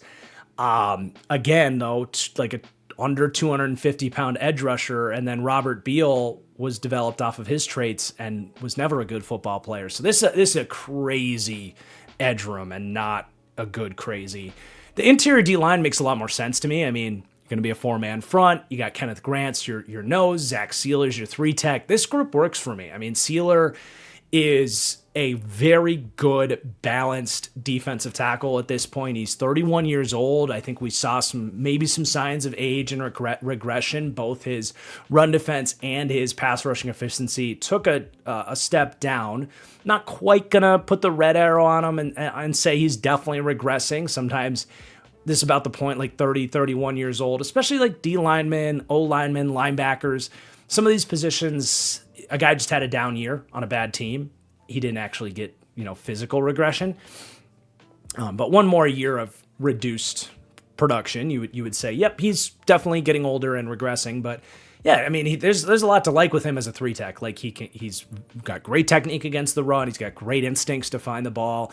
He's got a bunch of different ways he wins. He's not like the most dominant, effective, efficient pass rusher, but he can beat you really in any way that you want an interior guy to beat you. So he is one of the better players left on this team and a necessity as a 3-tech for this team. And I think he's going to be good in Hafley's system. He loves athletic guys up front that can move and stunt and move around. That was kind of Sealer's origins, was as kind of like a 4-eye in Brian Flores' defense originally. So I think he's going to bounce back a little bit and have a good year, but he is getting older. And then you got Kenneth Grant, who also plays into the kind of wild card, high variance nature of this defensive line. He has a chance to really emerge as a core, like blue chip building block for this team, which is what you hope for from the 13th pick in the draft or whatever he was last year. And you definitely hope for it as well from a guy that definitely things seemed to click for him in the second half of last year. He actually there was some Mozzie Smith level concerns with the start to his season coming out of Michigan. You draw that connection. You see Kenneth Grant in the first, maybe 6 weeks of the season. It's like, man, the pad level's coming up. He's not finding the ball in the run game. There's not a whole lot there as a pass rusher. He sucked like for the first third of the season, and then whatever it was, something clicked. I think the pad level got better, his instincts got better, the pass rushing started to show up. You saw him start to bull rush a little bit more, which was something coming out of Michigan. That was always the thing with me on Kenneth Grant, was like, okay, the reason you're the 13th pick in the draft and viewed as a first round guy is no one should be allowed to move the way that you move at that size. And he knew it against college tackles. He would pull off swim moves and try all these finesse and speed-based rush moves. And it's like, it's great that that's in there, but it's not like you're dominant with it. What I want you to do is show that athleticism and size to get off the ball, put the fear of God in linemen with a bull rush, and then you can piggyback all that other stuff on top of it. That's what makes like Jeffrey Simmons and Quinnen Williams. Quinnen Williams is the power first, and then you put the fun stuff on top of it. And it felt like down the stretch, Kenneth Grant started to play a little bit more like a power player in both phases. And that's everything you need to see and extremely encouraging. The first third of the season was still in there. There was some bad tape in his rookie season, but I think, okay, the offense, like if you're talking about the biggest things that you can reasonably hope for the Dolphins, is the offensive line becomes top 20 and Kenneth Grant becomes like a bona fide starting 3-down defensive tackle that you think could maybe become, Jeffrey Simmons, Quinnen Williams. That's like a best case scenario, but maybe like what Kenny Clark was for a long time with the Packers, just like a really good, big, quality, like bordering on star defensive tackle. Like feeling good about Kenneth Grant being that by the end of the year is a huge priority for the Dolphins. So we'll see, man. We'll see. Behind those two, though, you do have the young Jordan Phillips, who was a really good mid-round pick last year. Again, right next to Kenneth Grant. Like, I think both these guys struggled early and got better, especially from a run defense standpoint as the year went on. That's what Jordan Phillips does. He's a stout, hold the line type of defensive tackle. And as a number 3 with those two guys ahead of him, he makes a lot of sense. He's going to rotate in and out of there. He's a nice piece, and he actually plays a nice role towards like the D-line run defense not being that bad where it's ranked there. And then you're kind of in a project territory. I would lump like Zeke Biggers and Renee Konga into the same category of like interesting athletes to see what Jeff Hafley can do with them. Very different types of players. Zeke Biggers, 6'6", 320-pound freak athlete. And Renee Konga's a little bit more of that penetrating gap shooter, plays a little bit below 300 pounds, but incredible first step. They're going to get on the field, and Hafley is really kind of innovative with athletic defensive tackles. So we'll see what they can do with those guys. And then Matthew Butler's been around here, hasn't worked out as a draft pick. I think the Raiders drafted him originally. So he's going to have to kind of compete for time in a roster spot. But a little bit more fascination, I think, with the interior group. But yeah, you can look at this D-line and be like, okay, there's some hope. There's some pieces that you're hoping are going to be a part of the long-term plan, but you can definitely see where you're probably going to need 1 or 2 more starters for the long-term future, and depth is going to be a problem where you want D-linemen in waves. Injuries happen, and you want to rotate these guys. So I know I've said it a lot, but there's a lot of work to do on the D-line for the Dolphins. All right, now we get to go to the linebacker room. And this is a nice breath of fresh air because I freaking love this linebacker room. This is, I think I can say pretty confidently what I'm most excited to watch about the Miami Dolphins in 2026 is this linebacker room. So you look at their offseason changes. Only loss is KJ Britt. Okay, whatever. They bring in 2 of my favorite draft picks, hands down, league-wide, regardless of draft position. Jacob Rodriguez in the 2nd round, one of my absolute my guys in this draft, and another absolute my guy, Kyle Lewis. Super fun to pair with an all-pro player in Jordan Brooks last year. Like, full stop. I'm stoked. And then even Ronnie Harrison's a fun little ad. I would assume they had him before Kyle Lewis. They clearly have a vision. As I open up the linebacker page here, they clearly have a vision for that kind of weak side linebacker, big nickel type of role, because Ronnie Harrison was a safety for a while, has played some linebacker, and then Kyle Lewis is kind of that hybrid undersized linebacker / safety as well. I think there's, let's see, how do I want to say this? Maybe a 30% chance the season ends and we say this is the best linebacker room in the NFL. That's pretty good praise. Right now I have them ranked 5th because we're talking about 2 rookies that need to prove themselves. But this could be a like modern, like forward-thinking, game-changing aspect of this defense. Linebacker can have a hard time making a true impact on the modern game because there just aren't a lot of like true difference making players at the position. But if deployed correctly and you have really good linebackers, we've seen some of the elite defenses really do lean into having that disruptive potential in the middle of the field. And they got everything in this room that just needs to be fully unlocked. And it starts with Jordan Brooks, who's just full stop one of the best run defending linebackers in the NFL and has gotten better every single year. He's not a great coverage player. I don't need to spend too much time on his coverage. Like, they didn't ask a ton of him, He kind of keeps things in front of him.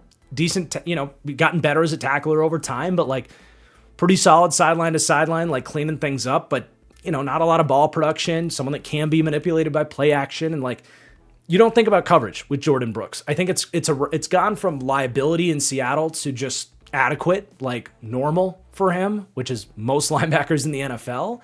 But I'll take that when you are, like I said, right next to, like, honestly, from a run defense standpoint, Fred Warner, Jack Campbell, Demario Davis, Jordan Brooks. Like, I see it kind of as like a big four for run defense in the NFL today.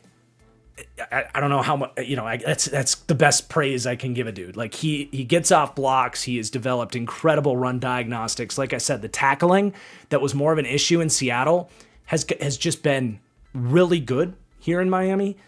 So like in 2023, when Seattle let him go, he missed 16.5% of his tackles. That was, again, bad and a reason they didn't retain him. He got it down to 11%, which was kind of average in his first year. And then last year, a big part of his all-pro season is 4.3%, one of the best among starters in the league. So this dude is wrapping guys up, getting to the ball, commanding defense. He's phenomenal in that sense. And there's only so many guys that can elevate a run defense in the way Jordan Brooks did.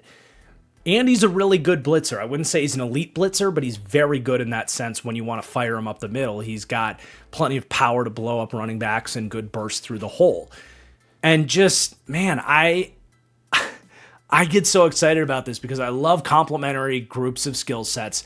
Talk a lot about it with like weaponry, but certain skill groups can have this too. And it's like, okay, if Jordan Brooks, maybe the knocks on him are like playmaking, feel, and instincts and like coverage ability. You have put the just most perfect two guys to complement that, who's, okay, Jacob Rodriguez, Kyle Lewis, maybe they're not incredible run defenders, but that's made up for from what Jordan Brooks does. This group is so fun. And yeah, maybe Tyrell Dotson starts for like a month. Maybe Tyrell Dotson, really no notes. Like completely fine, reasonable, like was okay for Miami last year. There's a reason they spent the second round pick on Jacob Rodriguez though. Like Rodriguez will get out there, whether it's week 1 or week 5, doesn't make a huge difference to me.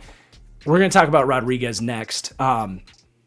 He is such an instinctive linebacker, and he's kind of a tough player to rank because there are some flaws in his game. Like I think the tackling might never be elite for him. He can take aggressive angles. He's not the most physically dominant athlete. Like he can get out athleted and out muscled at times. He doesn't have what Jordan Brooks has to like, dominate around the line of scrimmage from a run defense presence standpoint. I will say you don't see Jacob Rodriguez get caught up on blocks very often. He is very slippery and instinctive, and the way he diagnoses the run, like he outruns a lot of blocks because he gets there on time. And it's not like he's horrible at getting off blocks, but he's not as big and strong as like Jordan Brooks, for example. And I would say too, as a blitzer, he's not going to really dominate or overwhelm anybody. And I would say in coverage, he certainly is a really good athlete, and I think has more range and coverage potential than Jordan Brooks, and certainly the instincts that we're going to talk about are really nice there. As much as I love Jacob Rodriguez, he's just got to get better with how he's using his eyes. The tape there's no better way to describe it than just inconsistent. Sometimes he really saw things well, felt routes developing around him and would take stuff away. Sometimes he was over aggressive to take the cheese on play action, or just wasn't feeling things develop around him and would give up stuff in coverage. Like that, I think, can get there, and that's not abnormal for a rookie linebacker prospect. But across the board, like he was to me a very good kind of second round caliber linebacker prospect, just off of like checking the normal evaluation boxes that we just kind of went through as a linebacker. However, what got him to be a first round linebacker for me was something that you can't always capture with typical scouting metrics. And that's just the instincts that you see from tape on this guy. Peanut punch baiting quarterbacks, stripping the ball out, running plays down from the backside, feeling screens develop. His just football awareness and how that leads to his ability to create turnovers for the defense. It reminded me none other than Darius Leonard. Became Shaq Leonard, but Darius Leonard back when he was good and caused 4 to 5 turnovers a year for the Colts. And it took me a long time to appreciate Leonard because I thought the turnovers are fluky. They'll come down eventually. He's not this great run defender. He's not this great coverage defender. He's just kind of okay at both those things. And we talk about him as a top 2 or 3 linebacker in the NFL. But the way that he targeted the football, changed games with just well-timed big plays, that's what I see in Jacob Rodriguez. And I'm willing to bet that he's going to be able to do that at the next level. And he's in a perfect situation next to Jordan Brooks where he can headhunt. He can use his instincts. If he is a little bit less disciplined, it's not going to hurt this defense as bad. So that's incredibly fun. And then we're not even done, dude. They get Kyle Lewis in the 4th round, who I also had a 2nd round grade on. He was in the top 50 of my big board, but I knew he might fall in the draft a little bit because he's a player that you can't square peg round hole. I said it, like when I broke him down, I was like, he's a top 50 player for me, but there might be only 7 teams in the league that make sense to draft him in the top 100 because you have got to identify how to use him and not put him in a position to fail because he's tiny. He is not a true linebacker. Well, he doesn't have to be that here.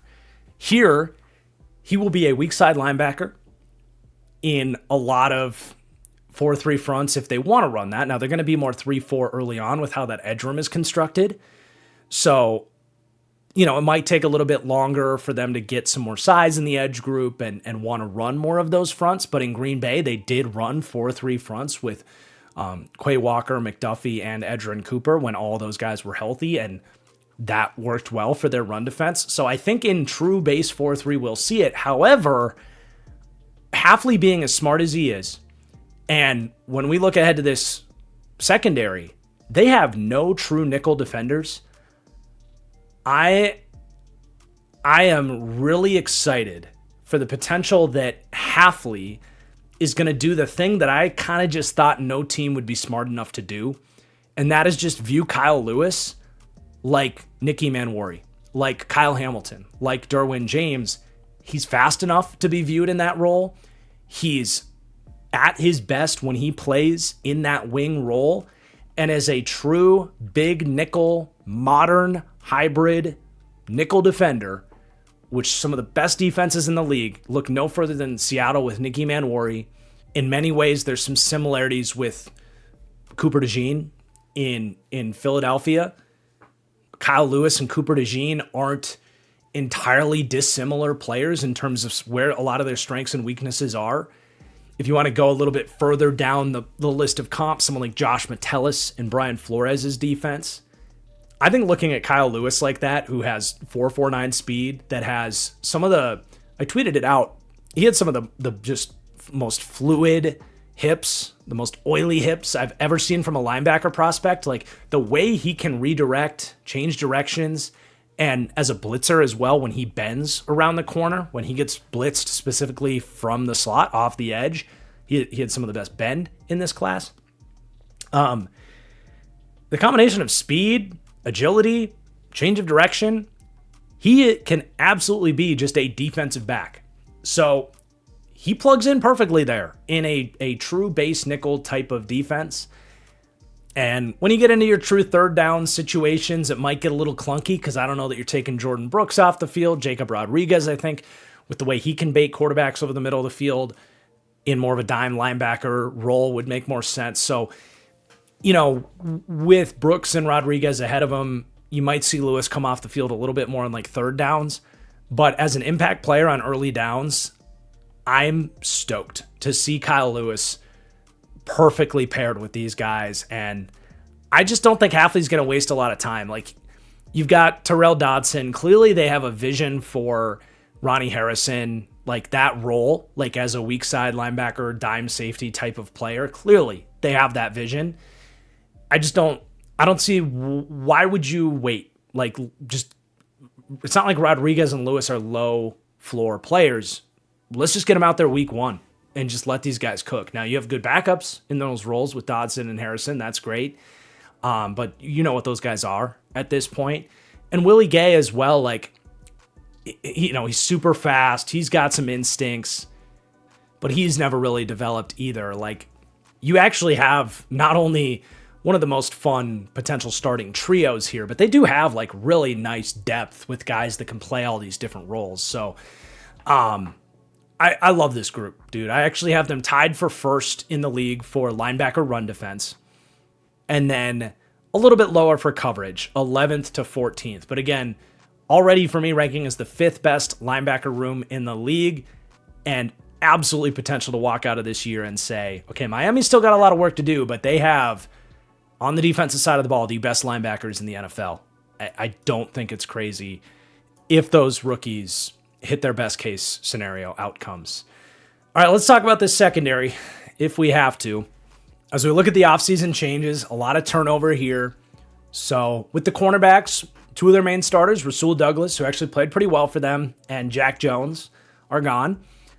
And they were busy. They get Chris Johnson in the first round. So nice pick there. And then Juju Brents comes back, hopefully. I mean, that dude is made of glass, but only played 10%, and he's healthy currently. They bring in Darrell Baker, who's started a fair amount of games for Tennessee. Alex Austin, Marco Wilson. Again, you can't fix all your holes in one offseason, but I do think getting Chris Johnson and some of these guys, you've got a little more depth and hopefully some more upside there. I put down hopefully upgraded at cornerback. At safety, it's downgraded. I mean, this is a really rough safety room, as you'll see in just a second, but all three of your core players from last year, three of your four core players are gone. Minkah Fitzpatrick sent away for a bag of peanuts. Ashton Davis, Ifeatu Melifonwu, they weren't great players, but I mean, they were players. When your additions are Lonnie Johnson Jr., a 5th round pick on Michael Taff, Zane Anderson, not listed there. There's an undrafted pickup as we turn the page to the full secondary breakdown here. Luis Moore out of Indiana is an undrafted pickup, not listed on there, but we have audio listeners for the deep dives as well. But if you're looking at the screen here, this is bad. This is one of the worst position groups I've ever previewed for a team in any of these deep dives. I don't have a whole lot of optimism to say on this unit. I don't. I think this is going to be a core backbreaking group for the Dolphins, especially behind a pass rush that I'm not projecting to be all that good. And yeah, they rank dead last across the board. And what's crazy is that they're tied for last for the run defense side of things, ranking 30th to 32nd for defensive back run defense, in tandem with being the worst ranking secondary for coverage. So your one point of real optimism outside of Kyle Lewis, who I do put on the screen because of the role we're projecting him in, is kind of a safety linebacker hybrid. Like, okay, we don't need to go back down that path, but I will at least, I feel like I maybe left this off the, Kyle Lewis eval there. I feel like I can forget to, really break these guys down because I just spent the last 3 months gushing about Kyle Lewis and everything he does well, but definitely go check out my linebacker rankings video if you're a Dolphins fan, because you can hear all about Rodriguez and Kyle Lewis there.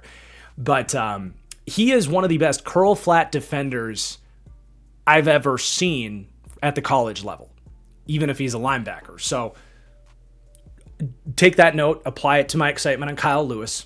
That's a thumbs up. And then you have your first round pick in Chris Johnson, who was an excellent zone corner, has height, has speed, decent run defender, nothing special, but really a high IQ zone defender that reminded me of Casey Hayward in the way that he can kind of space himself between developing routes, take stuff away. They didn't run a lot of man coverage, but I think he's got enough to do it early and get better at it.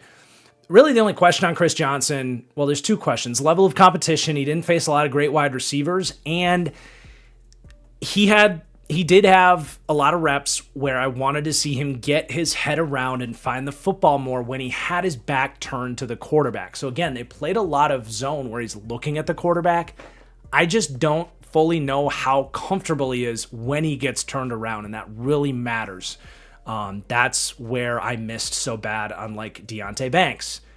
Awesome coverage tape, could not get his head around and find the football. I don't think Chris Johnson was quite as glaring. There was times where he did get his head around, but there was times where he had ample opportunity to get his hands off the receiver and find the ball. So that's like the one question on him.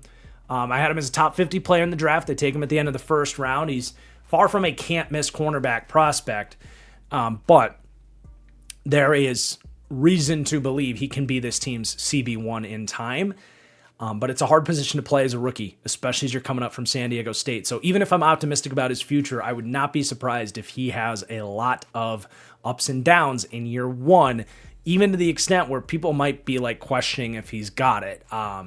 Just because it's such a tough situation. To be the CB1 with no pass rush in front of you, they're going to be asking a lot of him. I hope he can handle it. I'm not saying that he certainly can't, but be prepared for a rough rookie year on Chris Johnson. I'm not going to write him off if that happens.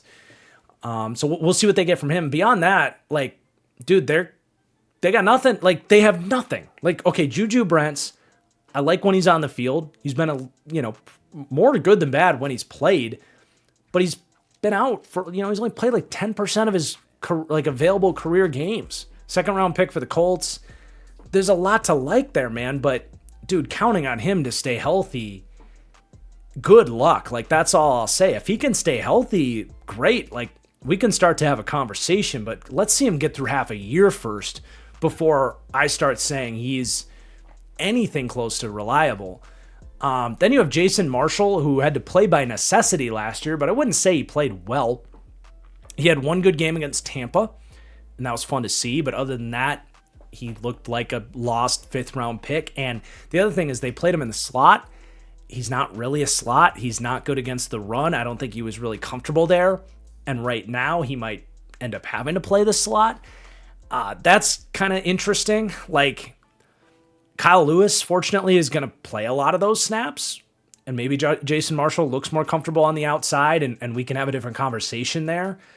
I'm certainly not about to sit here and say they have something in Marshall, but I do feel pretty confident saying that whether it's in the slot a good bit, especially on like third downs when you're probably not going to play Kyle Lewis there as much because it's going to be more slot wide receivers than like tight ends that Lewis would deal with on earlier downs.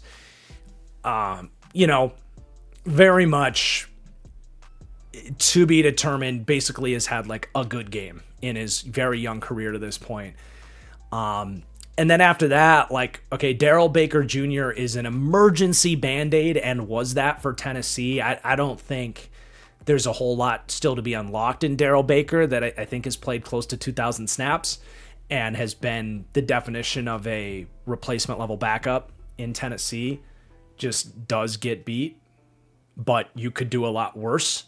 And we probably will see a lot of Darrell Baker this year. Storm Duck, elite name. Not an elite player. I want nothing more than to see Storm Duck succeed in the NFL, but there's really no evidence that that's going to happen or is even possible with his traits and ability. Marco Wilson, great athlete. Sure, bring him in, see how he looks in camp, but he has been one of the worst cover corners and worst run defenders from a guy that's played a lot because he's such a great athlete, but he has really no idea what he's doing. He's just fully leaning into his athleticism. Ethan Bonner had to play last year. That was short-lived. Alex Austin is just so stiff, has some good length to him, but there's no upside there among some other miscellaneous names that are in here. It's incredible how bad this cornerback room is, man. Like, Chris Johnson, even if Chris Johnson is the next, Quinyon Mitchell jumping up from a lower level of competition and being this great first-round pick, this still might be the worst cornerback room in the league. That's how bad the other guys next to him are. And your safety room is a joke, too. Like, there's some more names that intrigue me here, but wow, like Kyle Lewis is probably your best safety. Like if you just put Kyle Lewis at free safety, I might be inclined to say that's your best safety. That's obviously not what they're going to do here, but Dante Trader was a day 3 draft pick that got out there in his rookie year, and he played exactly like you saw on tape, where you love that he runs and hits, and I had him profiled as like a really good career special teamer and backup safety. He can't cover. Played 420 snaps last year, had just 1 pass defended. He also did miss almost 17% of his tackles because he's not a great athlete. When he gets left in space against these incredible NFL athletes, he's just so limited back there. He knows what he's doing. He's physical. He might get incrementally better because his zone stuff will get better in time, but there's just really no upside of like a quality starting safety there, in my opinion, and never was, and he's your best safety. Lonnie Johnson, right now being listed as a starter, how do we even get to this point? Like, bring Davis and Melifonwu back. They're better than Lonnie Johnson. I mean, we saw him on the Raiders last year. It was a disaster. We've seen him on like 6 different teams. This guy was a corner that has been asked to play safety. I don't get it. I don't think he holds on to this job even through camp, but right now that's who they're anticipating to start, so we threw him up there. And it's not like there's anybody that I'm necessarily projecting to just snatch that job. I think there's some interesting names, though, that I do expect we see when they eventually realize, like, literally what is the point of putting Lonnie Johnson out there? He's got to be getting close to 30 years old, and he's bad. So, like, for a bad team, at what point do you just sit him down and see what else you have? I think that probably happens sooner rather than later, but I do think Zane Anderson is fascinating. He follows Hafley over from Green Bay, was in a deep safety room in Green Bay, but did get a couple starts in 2024 and actually played very well. He's been a very good special teamer. He actually has a very fascinating athletic profile if you go back to his testing come out of BYU. So I've always been intrigued by him. I think this was a really good move to come here. Sneaky take would be Zane Anderson actually starts week 1 and kind of breaks through as like a pretty good safety. That would maybe be one of your hotter takes emerging from this video if that happens. But then you do have 5th round pick, Michael Taff.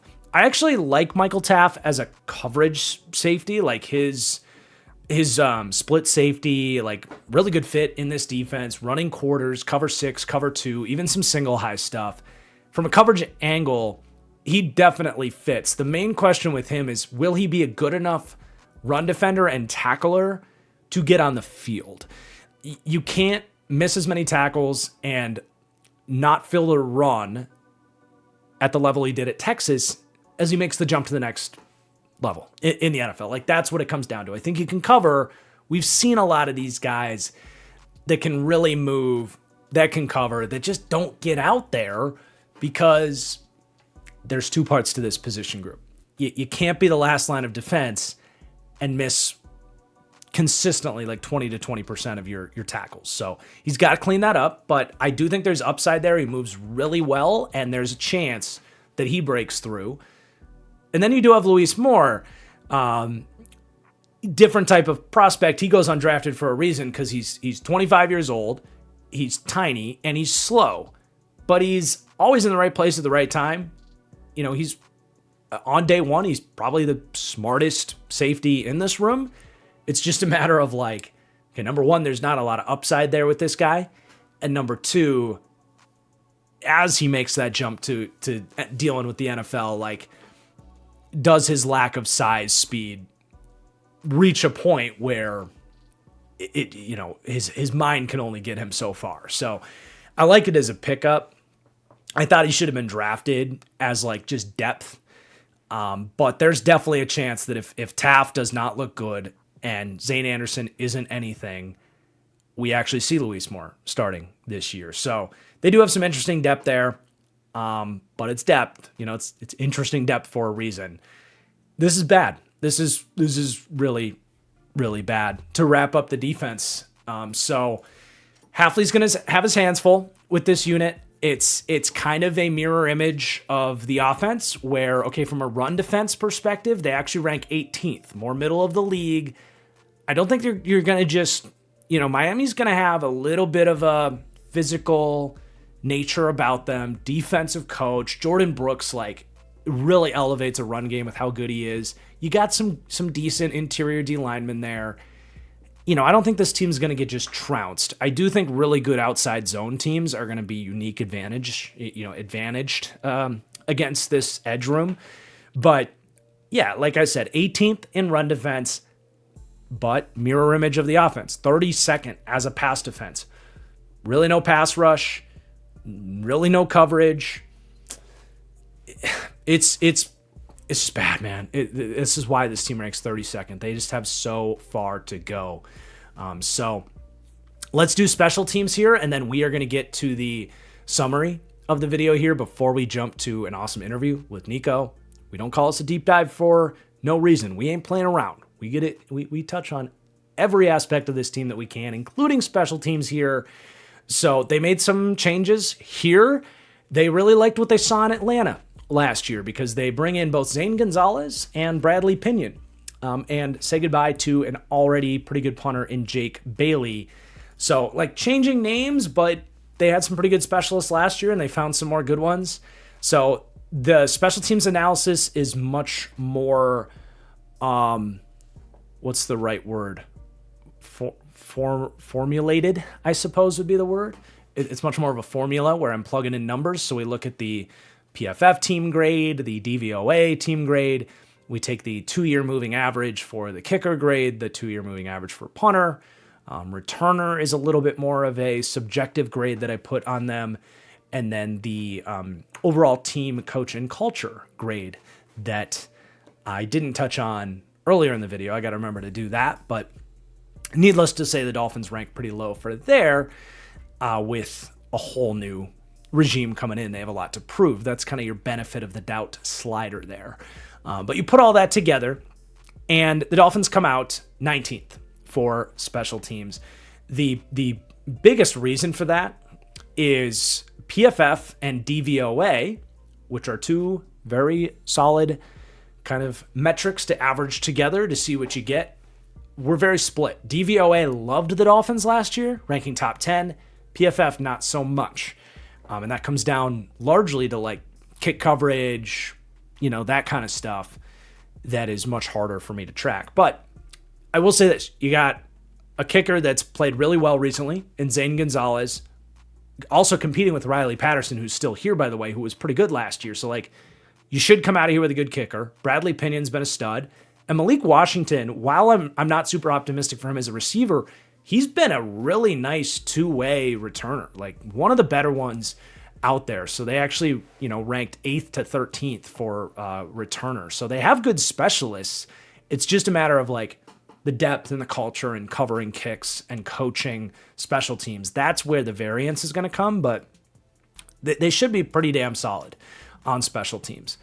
So there's your overall Dolphins projection, ranking 31st in offense, 31st in defense. At least you're not worst in any individual category, but they are 32nd overall. They just don't have really the upside on either side to get them out from that mark. But to kind of do a little summary here of the strengths, weaknesses, and pivotal factors, our little Venn diagram here. So the one thing about the Dolphins, they do have some strengths, like the QB run game, the running back, their backfield is prolific and fun.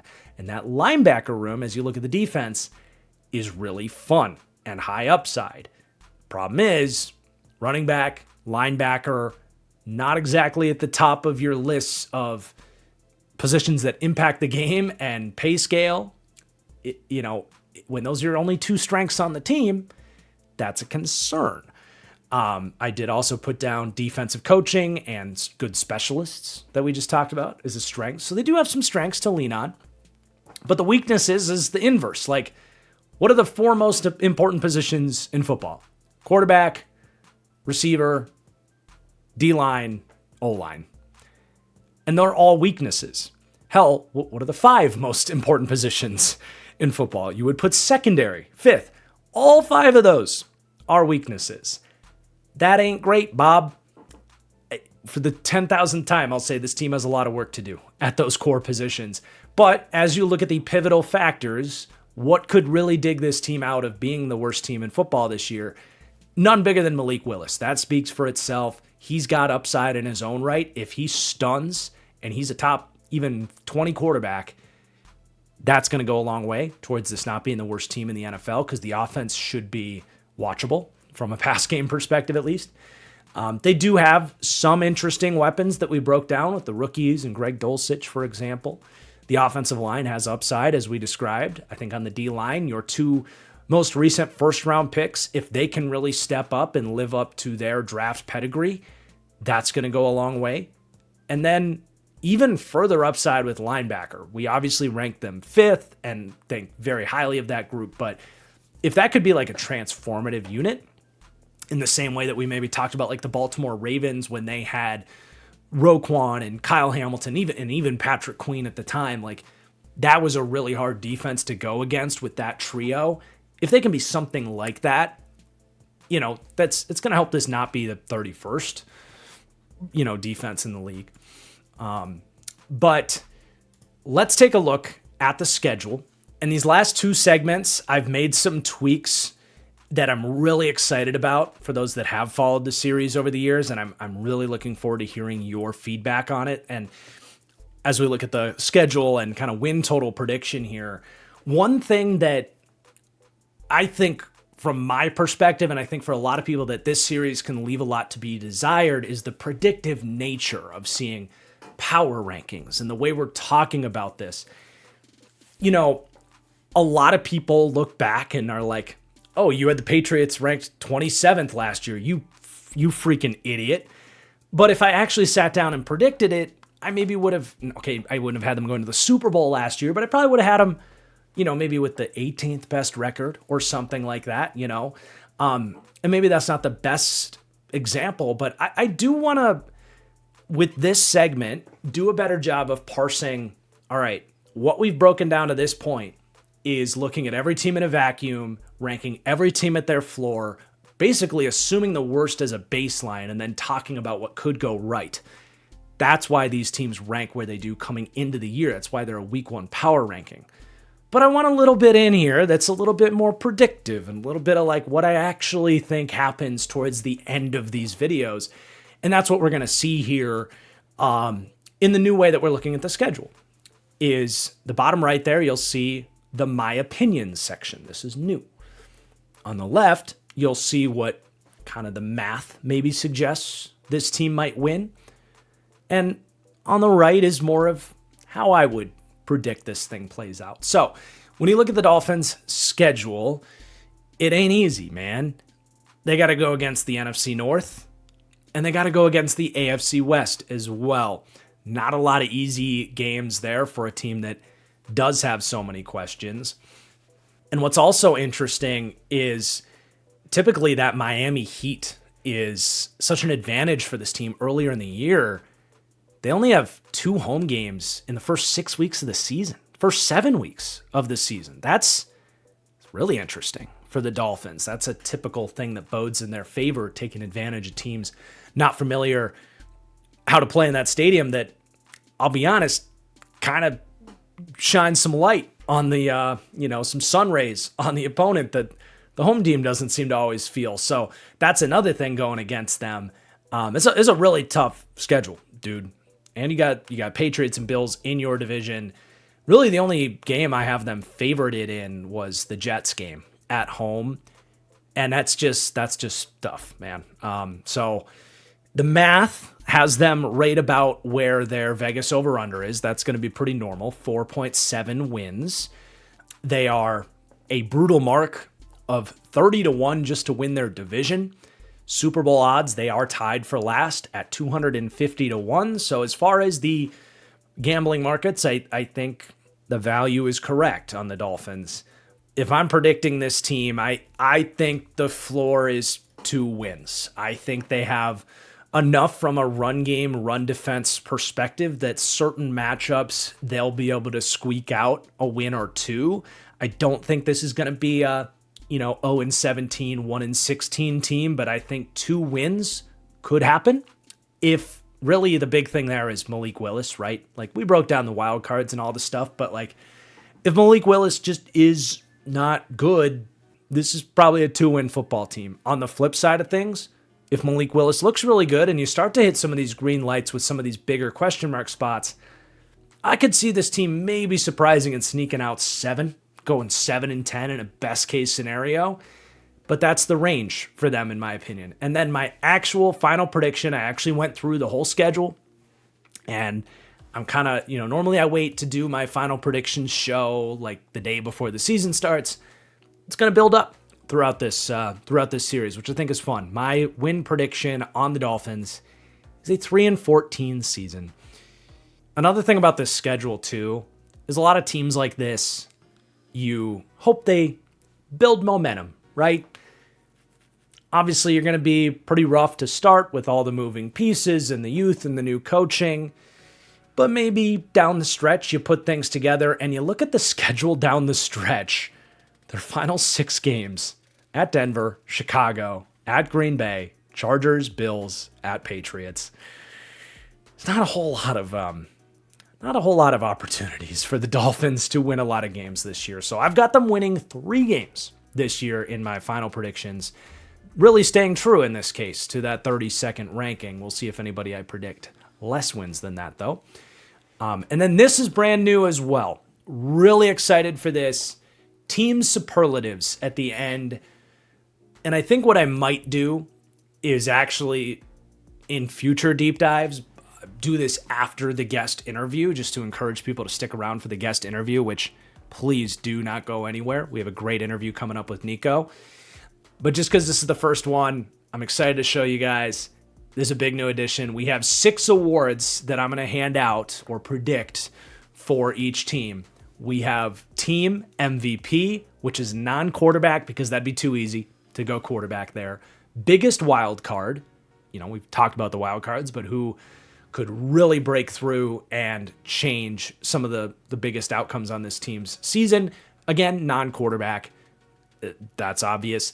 And then you have breakout offensive player, breakout defensive player, best rookie, and fantasy MVP for teams looking for fantasy football analysis on these teams. So my team MVP on the Dolphins had to be Devon Achane, the definitive best football player on the Dolphins. Just got the contract extension. I think we even see an uptick in his receiving capabilities. Very excited for him, especially now paired, hopefully, with a prolific quarterback run game element. So he's my team MVP. I think in the games that this team does win, it's going to be because Devon Achane is unstoppable and putting up explosive runs left and right. And then the biggest wild card for me, I have Kenneth Grant. I think year 2 is a big one for him. I think some of the flashes he really started to show down the stretch last year suggests that he could be a big hit for them. And to have someone that, allows you to stay in nickel defense, but still stop the run with a big 330-pound guy like him and get after the quarterback and have the athleticism to do a lot of the twists and games that Saleh's going to ask of him. Hafley's going to ask of him in this Saleh style system. Could be a big deal. So he was my biggest wild card. Breakout offense, Greg Dulcich. I'm kind of buying it. I liked the tape last year, and there's not a lot of great options otherwise. Breakout defense, got to stick with Kenneth Grant. Not only is he the biggest variable for this team, but he's someone I'm betting on, as we described there. Best rookie, got to go with my guy, Kevin Coleman. This one was really tough because the Dolphins ended up with 3 of my biggest my guys in this draft, with Rodriguez and Kyle Lewis as options. It was really hard not to pick either of those guys, but I think there's going to be some murkiness to start with how Kyle Lewis is going to be used.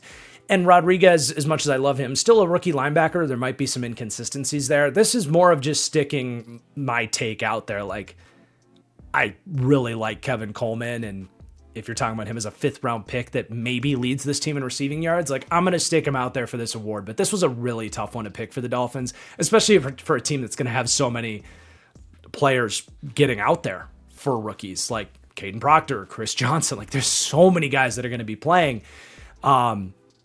And even like if Chris Bell is healthy, like he's a good option here too. So Will Kasmerick and the impact he's going to make in the run. Like there's so many fun rookies on this team. So really tough one to pick there. And then your fantasy MVP, this one's, it's Devon Achane. Curious to see how many receiving yards he can get. I think that's it's an underrated aspect for him this year.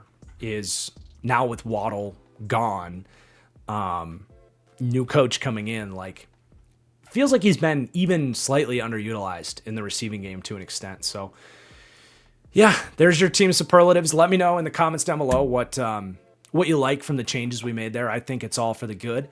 But again, we've got Nico from Elite Takes, TikTok, Twitter. Nico is one of the ascending superstars in the football world. I was really excited to get him on here for our first deep dive. Dude's building a social media empire that is impressive. And this is the first time talking with Nico on the channel, and we had a great time breaking down the Dolphins. So don't go anywhere. Elite Takes, physically and metaphorically, coming at you right now. Nico, it is really good to have you on the channel, my friend. I feel like we've been internet friends for a very long time. So great to have you onto the channel for the first time for the Dolphins Deep Dive. Give you a chance to talk about your Miami Dolphins here. It's a new age down there with the Miami Dolphins. How you doing, man? Yeah, I mean, I just feel like a lot of this offseason has been this massive breath of fresh air. I think from, the quarterback change to the new general manager and, going through a draft with the most picks in the league. It's been very refreshing for a team that I thought was kind of banging their head into a wall for like multiple years, and they finally hit the reset button. So I'm breathing fresh air, to say the least. That's exactly what I've been saying. Absolutely. It's like they've been playing like in a hurricane the last few years, like with Tua and with Chris Greer. It's like every year their chances of going all the way are so low, but now it's like Exactly. The sun's out. We got a lot of work to do, but there's hope on the horizon, hopefully. Absolutely. So I want what was your initial gut reaction when they announced Jeff Hafley is the head coach? What was your kind of initial reaction as a fan and your overall opinion on the hire for the Fins?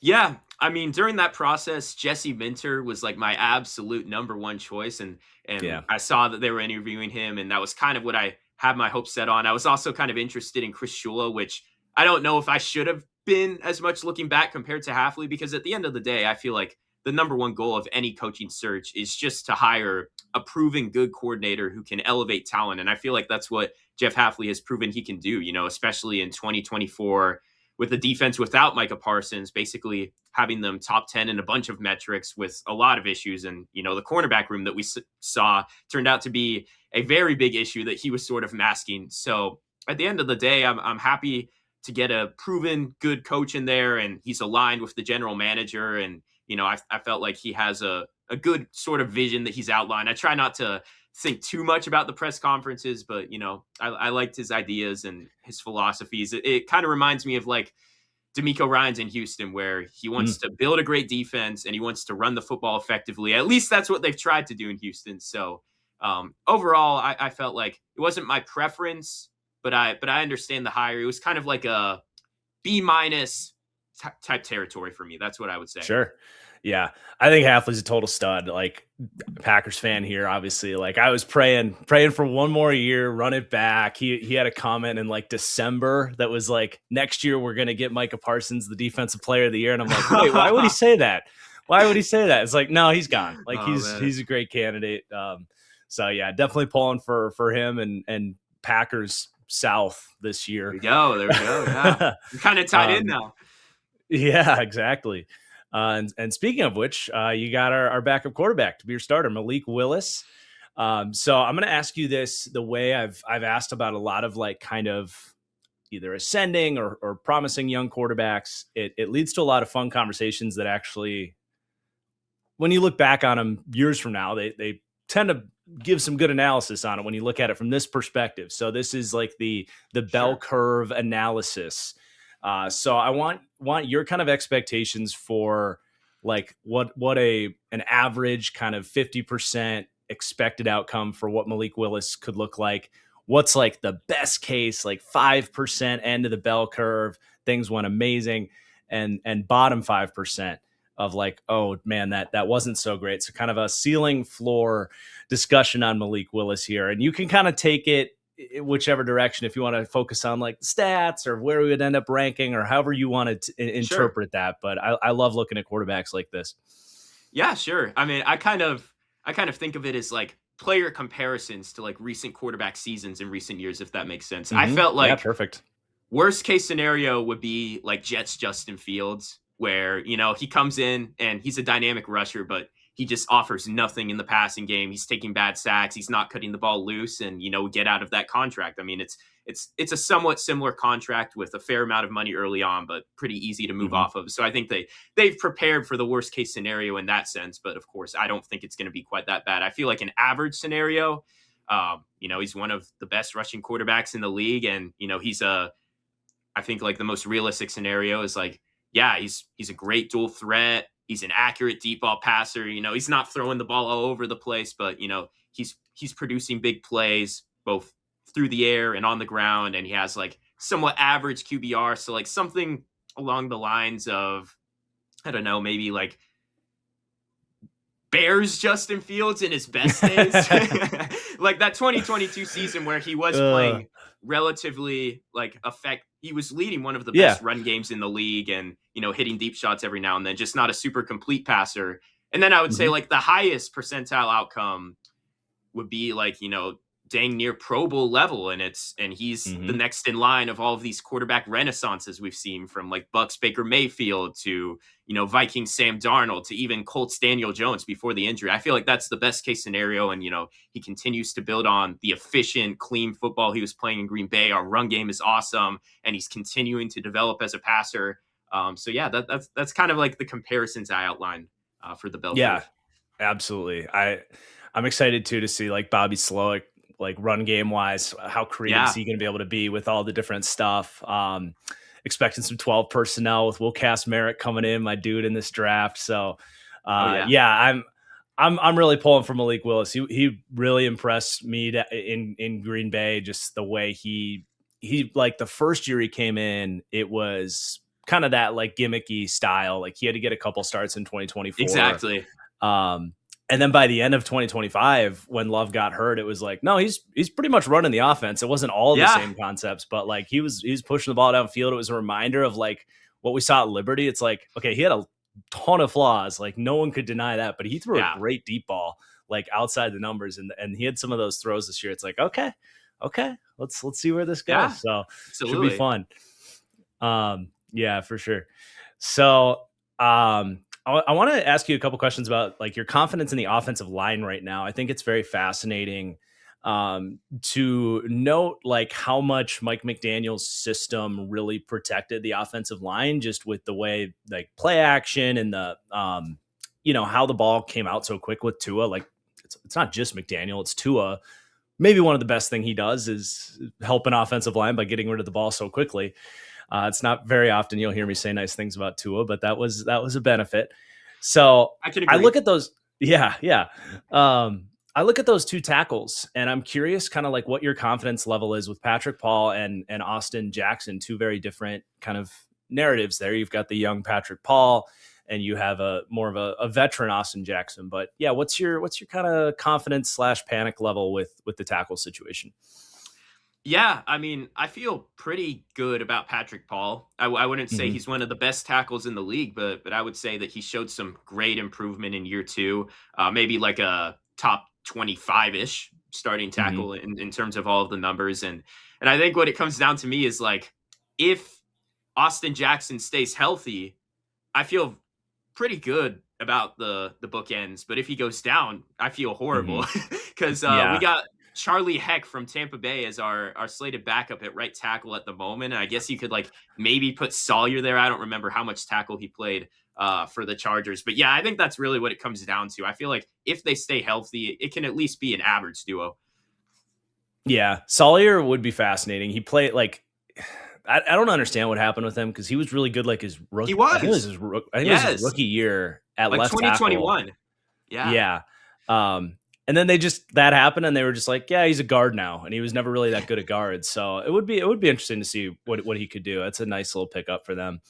And then same question, but for Jonas Savainia, I want like your 1 to 10 panic meter on his rookie season. How worried are you about like that pick kind of panning out and him being a productive player for the Finns?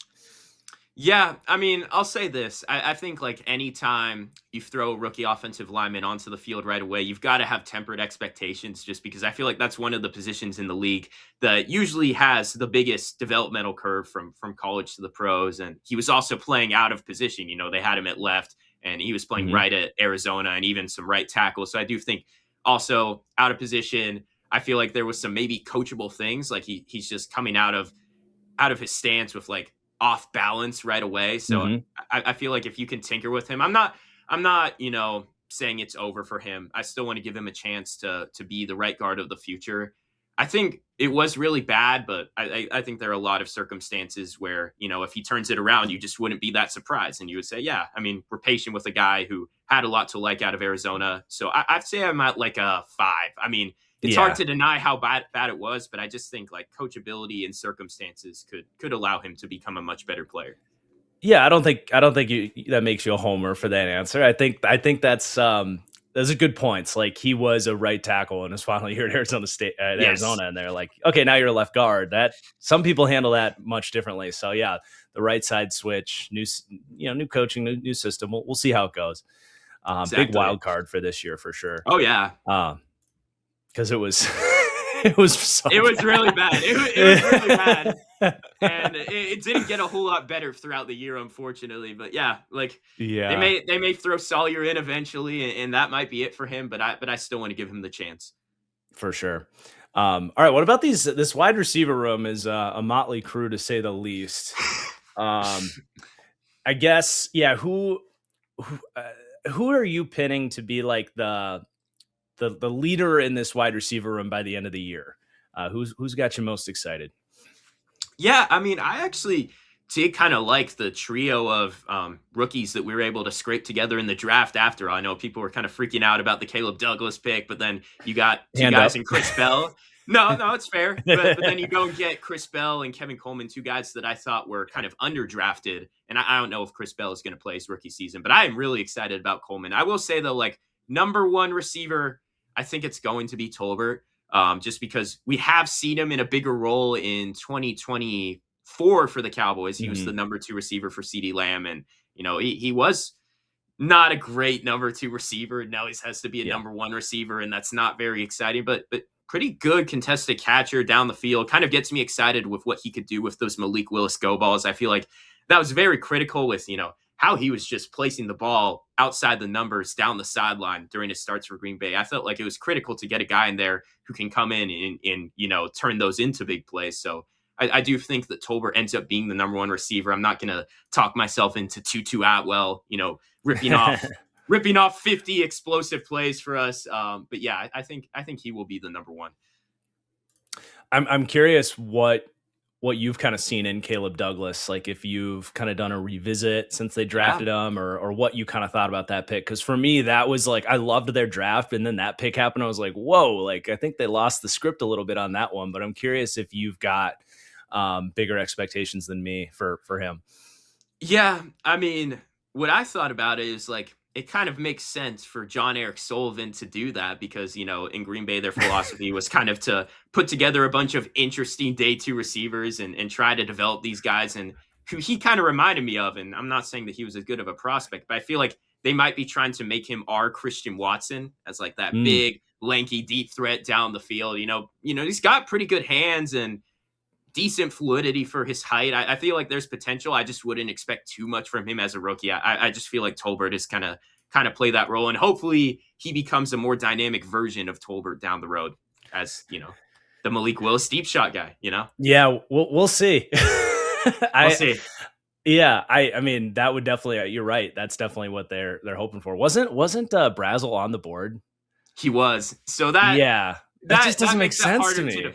No, I totally agree. Brazel is like the more interesting version of that archetype. Yeah. Cool. I love you. I was going to ask you too. Who do you think is number 2 behind Jalen Tolbert? That's maybe a harder question to answer. No, I would say I am really in on Kevin Coleman coming in Nice. and making an impact right away. I think he's really going to emerge as, a dependable slot guy who can make things happen after the catch. I think you can, in the Slowick offense, you can put him on those digs and get him the ball on the move. And I Hmm. just think that he's a very solid player who is going to have a very, defined role and, just pretty well-rounded guy. So I don't know if Bellows plays too much in his rookie year with the injury. I would say Douglas is more of a developmental guy, and I just think Atwell is so limited. So Kevin Coleman is kind of confidently, for me, the number 2 guy in the room right away. Yeah. I love that. I would consider him as my like number 1 choice, but Sure. Yeah. No, me too. Tolbert will definitely be in the mix there. I think that those were the correct answers there. Um, and maybe a sleeper for this is Greg Dulcich, Yeah. which Yeah. I'm curious kind of what you felt like you were seeing towards because it was kind of a late season breakout when you're not paying super hard attention to the Dolphins with how things were going, but you were in the weeds with it. So what did Yeah. you see from Greg Dulcich, and what is your kind of what are your expectations for him? He's got a lot of opportunity here. Yeah. No, I do like Dulcich because I feel like when he's on the field, he has to be one of the best yards after catch tight ends in the league. I mean, with the way he accelerates at that size, it's kind of freaky. And he put up some great numbers like 7.5 yards after catch per reception.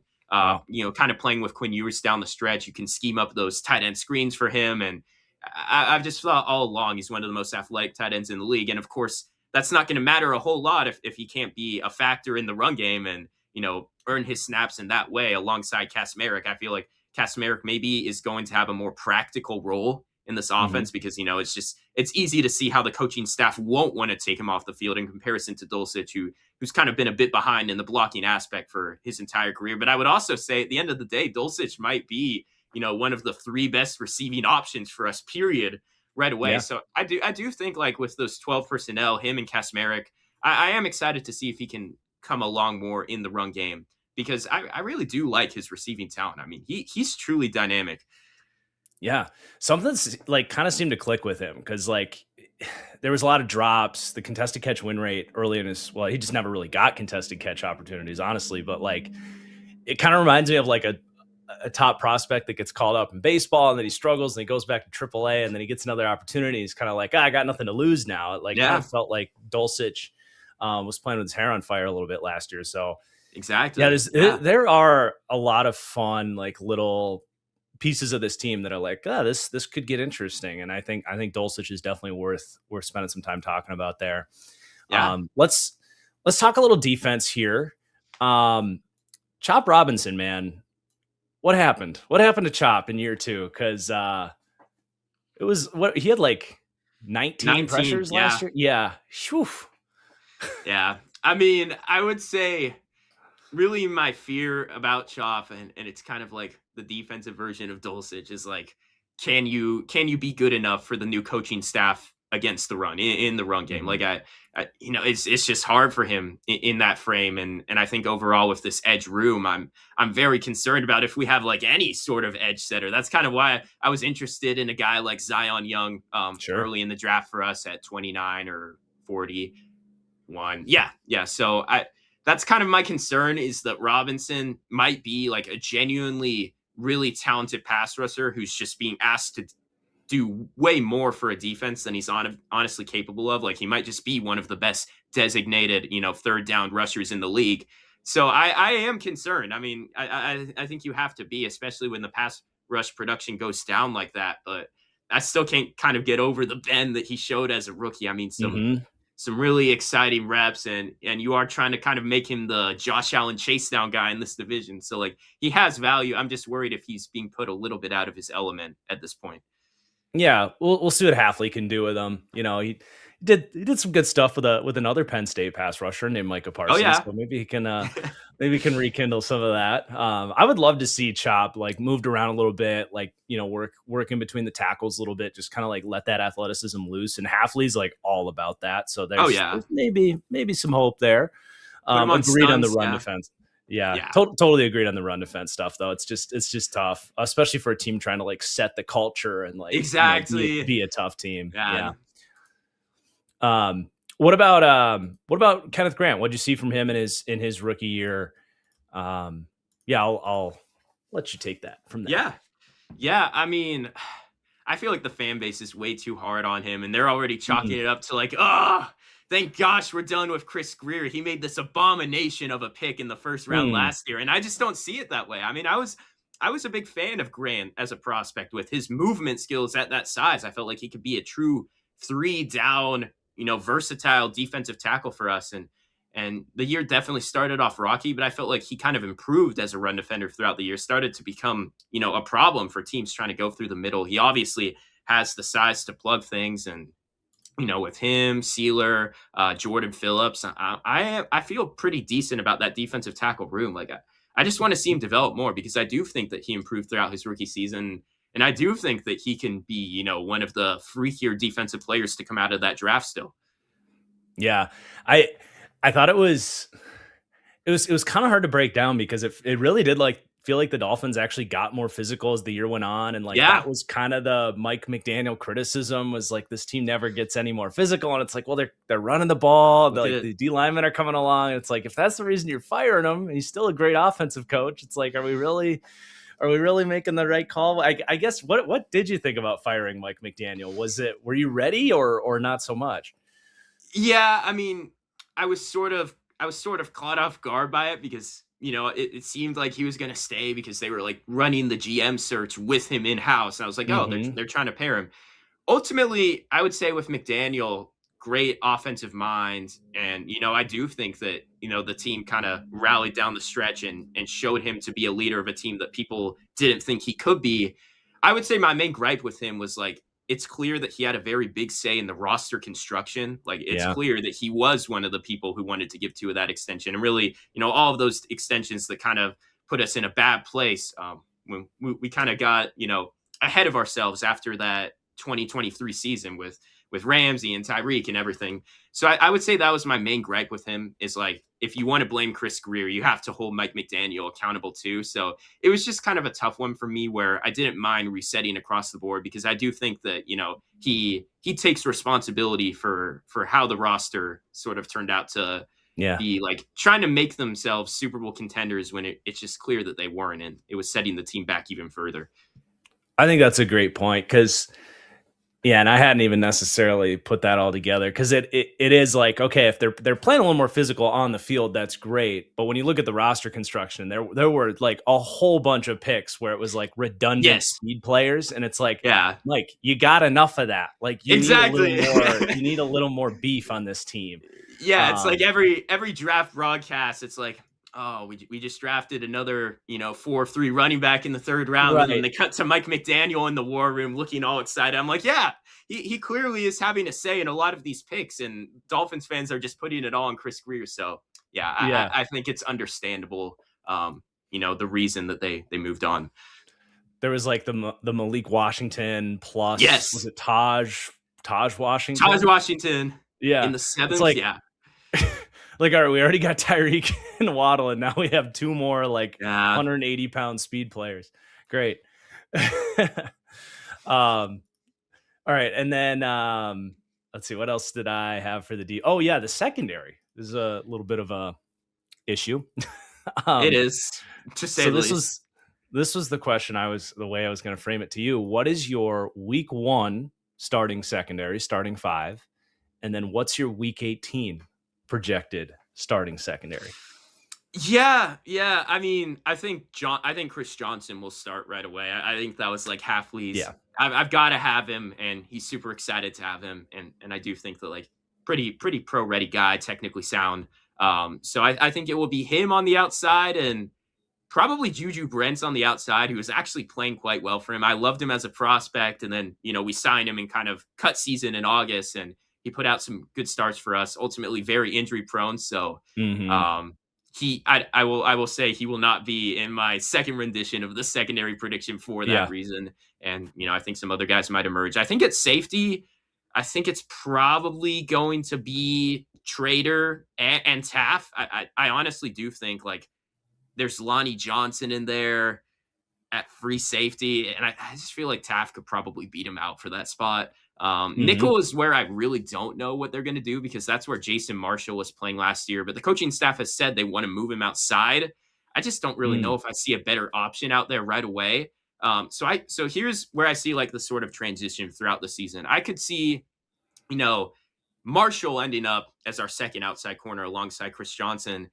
And I feel like what they may ultimately do at nickel, which would be really interesting, is Kyle Lewis. I think when you draft a Mm-hmm. guy like Kyle Lewis and his versatility, I'm not convinced that he's just going to be this absolute linebacker for us. I think they're going to try to get him, on the field one way or another alongside Brooks and Rodriguez. And I feel like that might be the good middle ground for him. So I could see, Marshall, Johnson, and then Lewis in the slot, and then Taft and Trader. And that's kind of how I see it ending up. I think that's their ultimate vision. Yeah, I'm so excited for Kyle Lewis. When that pick happened, I was like, man, I already like the Dolphins draft. Now I'm like He's waxing so fun. poetic. Yeah. I was just pulling it up. Didn't he run? Was it like 4.49? I was just thinking about him as like a full-time nickel and how practical that might be. I feel like he's got enough athleticism, I think, to hang at corner. I would say 4.53. Yeah, I mean that's faster than Kyle Hamilton. Faster than no, Nicky Man Warrior was like ridiculous. Yeah, no, but like he can be a box DB one way or another, I think. Yeah, that would just be fun if they're just like, yep, you are literally just our like big nickel. That's not necessarily what this system has always done, but it's totally where the league is going. Sure. And then like third downs, you might get more of a defensive back in there, but that's a good shout out. Zane Anderson was always intriguing to me as a Packers fan. Really good athlete coming out of BYU. I like that he followed Halfley down there. I wouldn't be stunned if he's the week one guy, if he kind of surprises. Yeah, he's played really well because we've got a great safety room, but he had to get a couple starts and he played well. And he's been a good special teamer, believe it or not, good special teamer in Green Bay. Really glad they let him go. that won't be any, that won't bite us in the butt. Cool. Yeah. All right, man. Final big question here. Over under is a whopping 4.5 wins for the Dolphins. I ask all my guests, and I still need to go back on last year and tally up how my guests did, but I want to collect the you're contributing to the win-loss pool for the collective deep dive guests. So you're trying to be accurate here. Over under 4.5 wins.